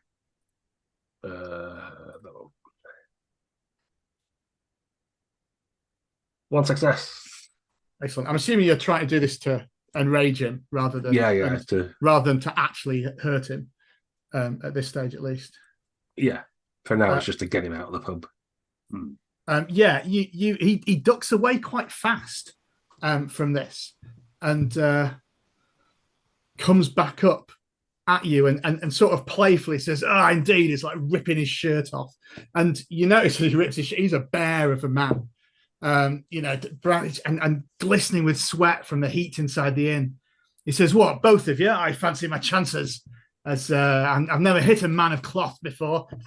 As he gestures towards you, Bowden. What are you doing while this distraction? Never hit a man of the cloth. I suggest you never will. And I'll drop my frock coat, pull off my dog collar, sort of wrench it out, throw that onto the ground until I'm almost stripped to the waist. I'm wearing a white tight vest. And I am absolutely hench underneath these clothes. I've got a big tattoo of an anchor on one arm and a big tattoo of an ancient girlfriend on the other arm as well. And I've got my two big knuckle dusters that spell blind faith. And I'm going to step up towards him and while I'm smoking a big cigar. Fantastic. So the Maria and Sophia, you see this happen. Boris is out of the inn and seems distracted at the moment by the prospect of some good old-fashioned fisticuffs with the two men who went into his inn last night, and maybe now in the cold light of day he's not so keen on them. So maybe he's looking forward to this not being so playful. He's not completely leaving his inn behind though. So I think if you want to get in, you might need to, sneak or get a distraction there. What's your thinking? What are you doing now? I'm thinking that the guys are our distraction, so he's busy. We'll try to sneak in. Possibly, we'll have a look. Maybe there is a window on the ground floor, or sneaking through the door. I will try to open it quietly and help Sophia to get in, and then follow her. Fantastic. Yeah. So if you want to make me maybe a stealth roll. He is distracted, but there are other villagers around that might... that sounds appropriate. Yeah. Stealth roll coming up your way. I've got one success. Oh, fantastic. Yeah, you find a window and sneak in and you find a raging fire within. You can see... you can, in fact, see there, as you look at it, there is a strange shadow moving within the fire, almost as if it was like you saw in the woods, and you can hear the crackling again of fire as both of you sort of step forwards and see almost shapes moving in the flames as you grasp your cauldron to it. I think Sophia might be distracted by this. Fainted. Yeah. So we'll see. She might come to her senses soon. We've just adjusted the I've adjusted the little thing, Gaz, for just live on there. Yeah, I'll be doing that myself, though. So meanwhile, back outside, I suspect that the knuckle dusters being applied is just the incentive that that Boris needs to throw the first blow here. Vaesen does have an initiative system. We're sort of not going to use it because we've got two scenes going on at the same time. So sort of narrative turns, we'll all take a turn, then we'll cut back between you. But do shout up if I get it wrong, because I'm sort of doing it at each stage. And if you think, if you want to narrate who goes next, that's absolutely fine. I may step in sometimes when it's the Vaesen if there's something obvious that will provoke it. But the first thing that happens now is there's a backhander comes across from Boris towards Father Bodan. I dodge it easily. Well, the way the system works is that won't necessarily happen, I have to tell you. And it's one of those systems where the attacker gets to roll. So, yeah. I don't know. He's not too bad, though. I don't have fancy dice for this, so I'm afraid I'm just going to roll. Let's see what you get. Oh, and that is no successes. That's a shame. I'm afraid. Yeah. So literally no successes is what you get from there. So I imagine you duck out of the way or manage to... Yeah, I'm going to duck under his blow and then come back up again, blow a smoke ring with my cigar and say, you'll have to try harder than that, Sonny. And I think I kind of want to play rope-a-dope with him, really, and just let him keep coming for me and string it out rather than try and lay him out. Yeah. Excellent. So indeed, you do that. And he's kind of going this way and that, trying to punch you either way. At this moment of sort of tension, I think we'll have we'll just cut to a quick intermission and see where we are from here. So we'll just take 2 minutes. It'd be seconds for you, and then we'll cut back. So cut to the ad break. And it's as if the Zaruk's fire spirit is interfering with the very game that's going on as our mind is clouded by the smoke, but it appears to have cleared again now. And back inside, you see Maria and Sophia, this 3-headed lizard, slide out of the fire. You can feel the heat off it.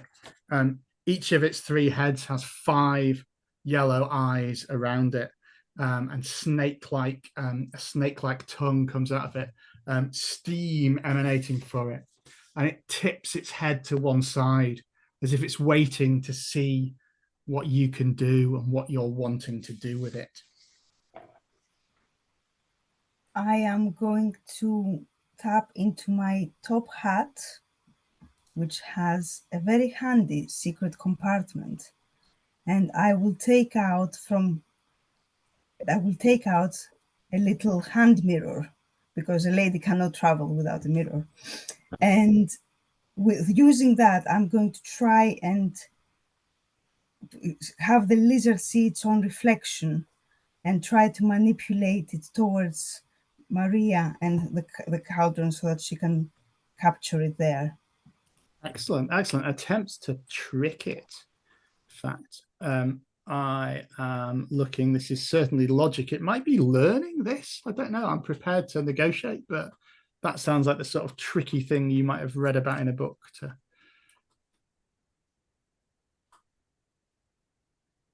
Oh, and in fact, you've rolled. Yeah, 1 success. Yeah, it does indeed, but it goes towards its reflection. You hear 3 voices talking to one. It says, what is it? What is it? What do they want? As it moves towards Maria, and then one of the heads turns and sees the copper kettle that you've brought and says, be careful of them. We can't trust them. Maria, it's your go now. I'm holding the cauldron open, and I think I have the chills running down my spine, because this is something I'm remembering from the previous night and the terror I felt in the woods. Yeah, it is deja vu you're feeling. Yes, definitely. It is. It all makes sense now. You're faced with this thing. Yeah. However, now I'm angry more than frightened, so I'm trying to talk to it calmly but firmly.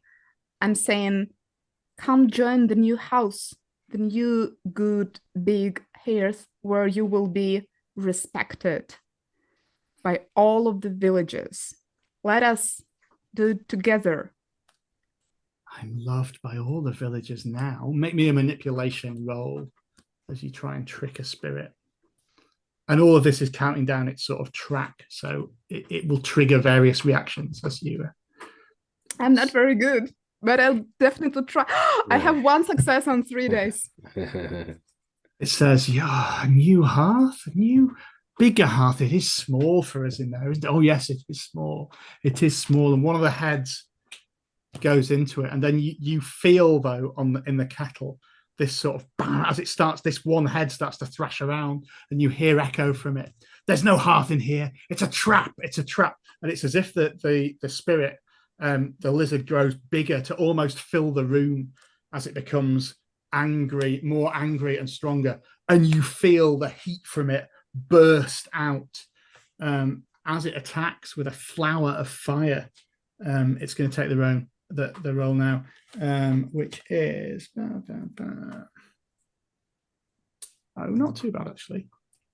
Sorry, I know that isn't helpful me saying that. Not quite bad. No successes. Yeah, okay. So somehow both of you managed to evade this burst of flame around the thing. Maybe you cower behind the kettle or whatever. But as this thing grows to almost fill the inn, you see like glasses are shattering as the air expands, and this boom of hot air appears out of that. Outside, you hear this like rattle, and the windows go out. But the two of you manage to just cower and evade that for the moment, at least. I'm still trying to talk to it. Like, of course it's not the new heroes. I'm going to take you to a new and bigger place. And as at that bang, Klim and Bodan, I'm conscious you haven't acted yet. Boris is properly trying to go for Bodan now and swing at him. I'll shout, "You've got this, father," and I'm going to run inside to try and help the others. Good man. Excellent. Well, let's go to Bodan then, and then we'll go back to you, Klim, as you appear on the scene. Go on, Bodan. Yeah, he's swinging at you. You're ducking out of the way for now. What are you playing like this? Are you going to strike back or what? No, I don't need to harm him. I just need to keep him busy for a little while. Let's see if we can get him nicely humiliated instead. So perhaps I can maneuver him into a position where I can give him a good hard shove, and maybe something like my servant is right behind his knees, and then he can collapse down into the mud afterwards. Well, let's see. This is still fisticuffs, so I'm going to say it is going to be a force roll, because that is what we use for hand-to-hand combat. Well, you don't what? We don't use close combat? No, you don't use close combat if you're using a weapon. It's one of those, isn't it? Yeah. Oh, my goodness. It's force if you're fighting unarmed. Yeah. Well, yeah, it's good to find out now that I'm in too close. Yeah. Okay, right. Let's see what we got then. So there we go. 3 dice is obviously the charm. There's always success in there. It turns out, you managed to lead in this way and that, and he does lose his footing and trip into the mud. He scrabbles back up as quickly as he came and looks enraged at you, as if he's going to swing again. But you have sort of dealt with him so far. Klim, you burst into the inn. You see this sort of huge 8-foot-long, 3-headed serpent has burst out, and it looks enraged. You can feel the heat coming off it. Yeah, I run back out again. No. I'll find the inn's mop and bucket and basically try to encourage it towards the kettle and cauldron we've got. I'll throw a bucket of water at it to try and shove it in that direction. Nice. That might be force as well. I think probably improvised weapon is what it is. Yeah, go for it. Because they're all. Let's roll that. Push it. So that goes all over the place. Ends up like I kick the door open, the door swings back into me and sends the bucket flying. So I'll push it. I'll look around for something else. So I'll find some bottles of sarsaparilla or something and start shaking up and spraying them through, and anything that's not straight booze that's going to ignite. Can I suggest helping at the risk of also taking a penalty, saying that I'm following your moves and I'm trying to be on the opposite side, like on the receiving side with the cauldron? Yeah, I like that. So the way we'll do this, rulings not rules, we'll do, you can add a helping dice. If Gaz doesn't get any successes though, you're going to take a condition as well. Okay, think is I how we'll will do be it. So it's a burned, bit double or probably. quits, if you see what I mean. Yeah. One success.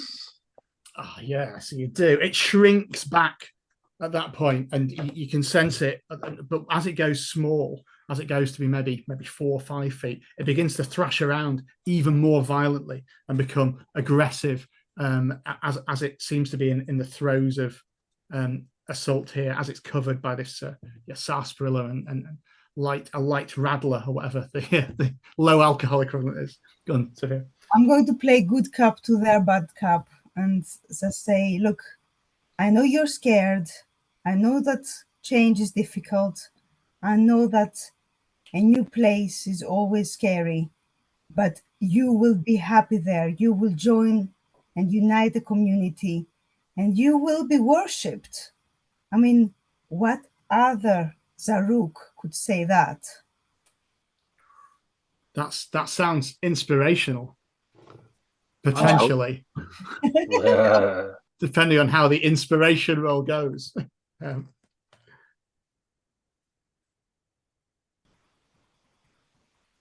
No, I will push it.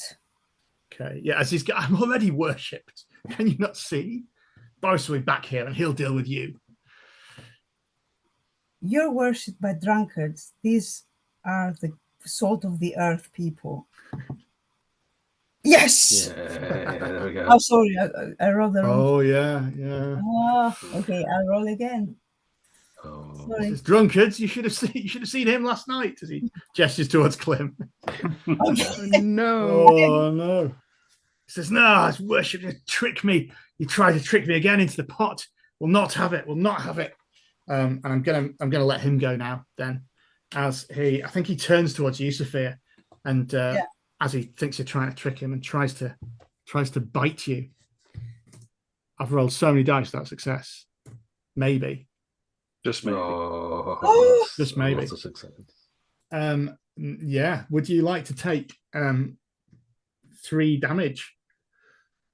Yes. Which, depending on whether you took any physical conditions before, might make you broken. If otherwise you're exhausted, battered, and wounded. Yeah. Wow. I hadn't got any, but I got a condition from pushing the roll, right?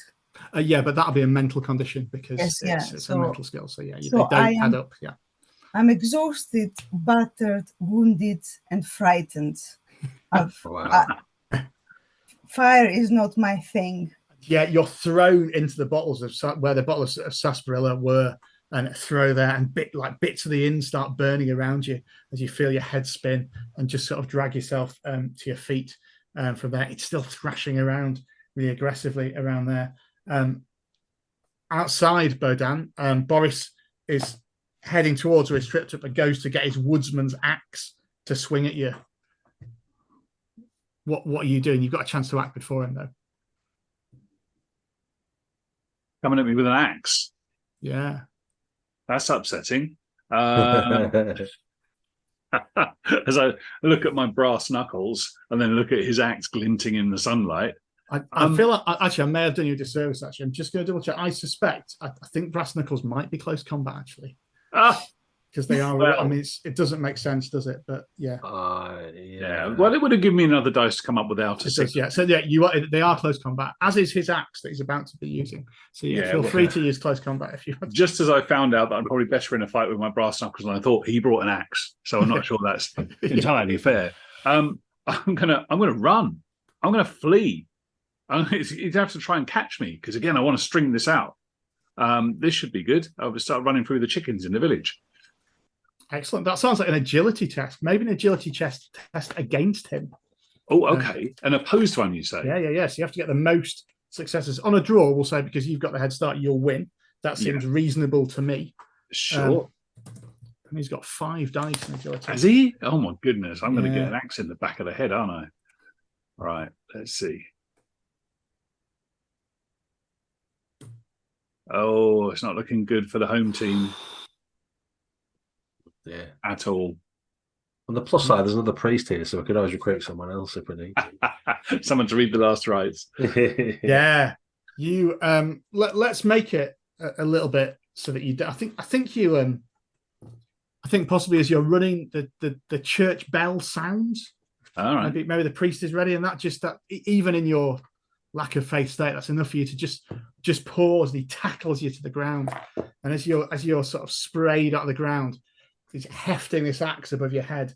We'll obviously cut then to back in the inn and come back to see how that goes.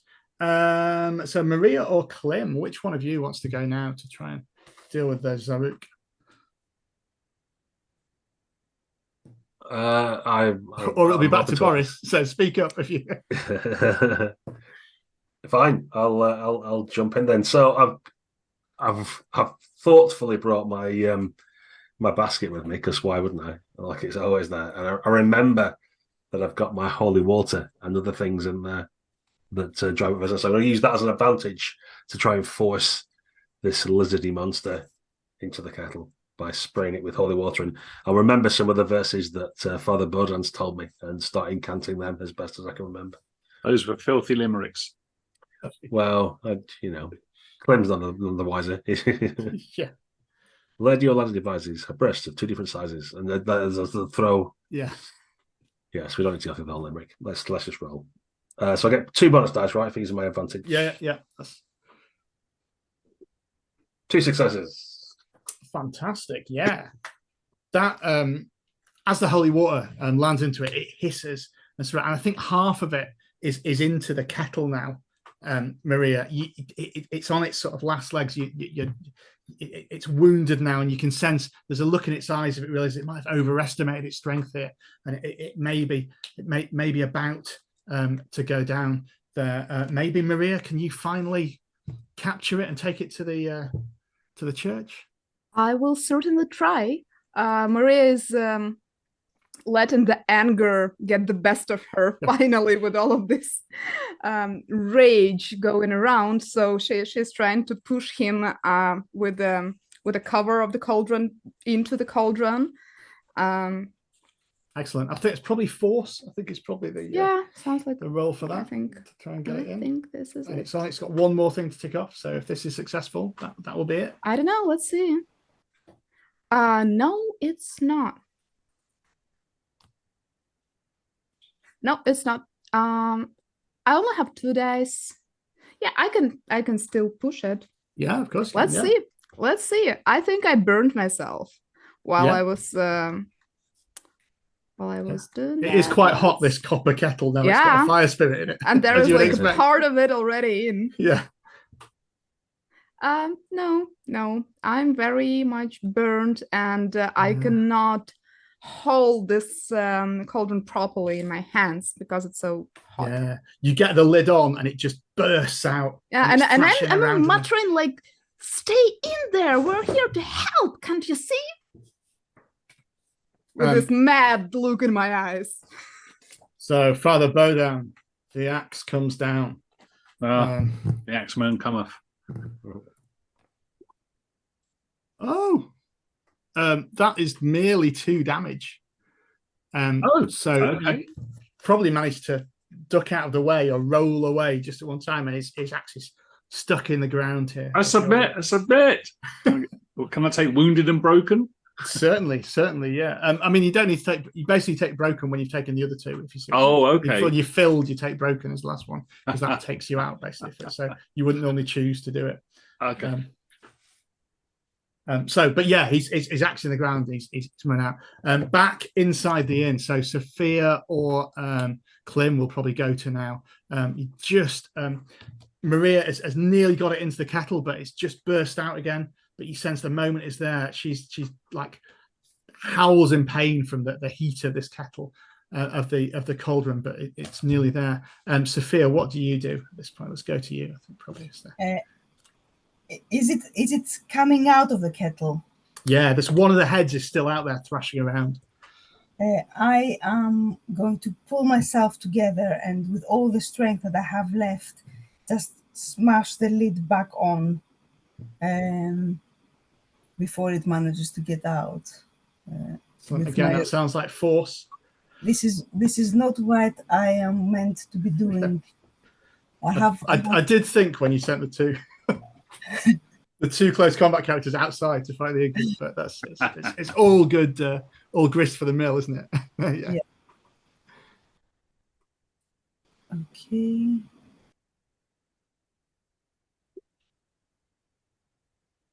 Right, you still get 1 dice. This was what we talked about before. It's Yeah. set up so you've got -1 dice. If you just want to roll 1d6 and hope you get a 6, How do I do that's a that? possibility. I'll do it. Go into it for you. Yeah, if you can. No pressure there. Ooh. Yeah. You just can't get there. Your body is broken from this as you go across to it, and you sense the eye turning towards you. Clem, can you save the day? Tim, help! Well, seeing as my lady's asked for help, I'm going to use my bottle of Chateau Le Pape. I was trying to save it, but no, not the claret. I'll savor the bottle, knocking the head off, and then douse it in vinegary wine. Well, not vinegary, but 1 success. It's just enough. You slam the lid on the cauldron, and you're able to pull it, the 3 of you, outside to get to the church. At the sight of it, I think we have Boris looks back and sees the smoke has vanished from the hearth, and he shouts no, and goes down to his knees and says, "No, what have you done? What have you done? My lifeblood, my fire." As he looks to it, and you're able to race to the church and install the Zaruk in the hearth there. As Farah looks around, and just as you do that, you see from both sides of the village the lumber mill employees and the original villagers come in, and in the centre there's the 2 people you rescued, Eric and Nina, just stood together on either side as we just see their hands touch as they clasp hands from there. And you maybe have reunited this village somehow. Let's just finish it off with a little epilogue as you've successfully solved the problems of the village. What do we see? It's just one little scene of each of your characters in repast, satisfied with your successful mission, having dealt with another dangerous Vaesen. Maybe if we go in the same order as the before. So like Gaz, Ben, Tasha, Alina. Gaz, do you want to start off? What do we see of Clem? Clem feels like he's probably let the father down a little bit. He's realised from his talks with the villagers that he's had enough of working for Sophia, and he can see the fiery anger in Maria's eyes, and he's starting to doubt whether he should be part of this group anymore. So he's going to pull out his equipment, his fancy disguise, and head off as a traveller to find a new life. Maybe he'll find a new lover to replace Eric, maybe something else. But this was his last mission with the group, and he feels he needs to find people who are better for him and work on self-improvement. Fantastic. Bittersweet. Ben, what do we see of Father Bodan? Well, that was a plot twist. Well, never mind. I'm sure he'll do well on the road. So you see me sitting in a tin bath and with plenty of bubbles, don't worry. And I've got a raw steak over one eye, which is all bruised and battered. And then bobbing around in the water near my toes is the remnants of the last bottle of Chateauneuf du Pape, which I raise a glass to toast the fire spirit in its new home. Lovely. Tasha, what do we see of Maria? Maria, after she calmed down and managed to take hold of her emotions, actually discovered something new for herself. She used to rely on her weapons so much, but now she knows that there are things you cannot conquer with a gun. On the other hand, she is more inspired to learn more about Vaesens and to learn more about the ways to work with them. So maybe as time passes by, you would see more and more of Maria actually in the library, maybe asking some questions to Sophia. Lovely. And finally, what do we see of Sophia, Alina? Sophia is back in her beloved library. Although it's cold, she hasn't lit a fire. And she's sort of wrapped up in her now quite tattered velvet cloak with burn marks. She thinks, oh, I have to replace that. And then as she reaches in, she finds in the sort of inside pockets of her cloak the leather book that Eric had given her, but it's now burned. And a tear flows through her eye. I hope Klim's letter isn't burnt as well. Really thank you, guys. That was fantastic. And thanks to our viewers at home. Something I should have said at the start, but I forgot to, just the avoidance of doubt. We have all played together before. We all do this before. Vaesen is a horror game. We did have an online we did have an X card in play. We did an online discussion about lines and veils and safety tools. I'd go so far as to say you should too if you play a game like this. But that was all in play.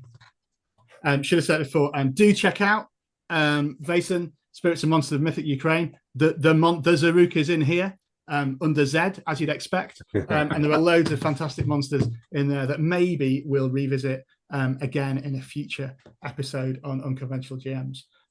Remember to hit the like and subscribe buttons, as you always do, and check out all the other videos that we've got on Unconventional GMs. And if there's something you'd like us to do or something you'd like to see more of, stick it in the comments below. Feedback is always welcome. But in the meantime, thanks a lot, and we'll see you later.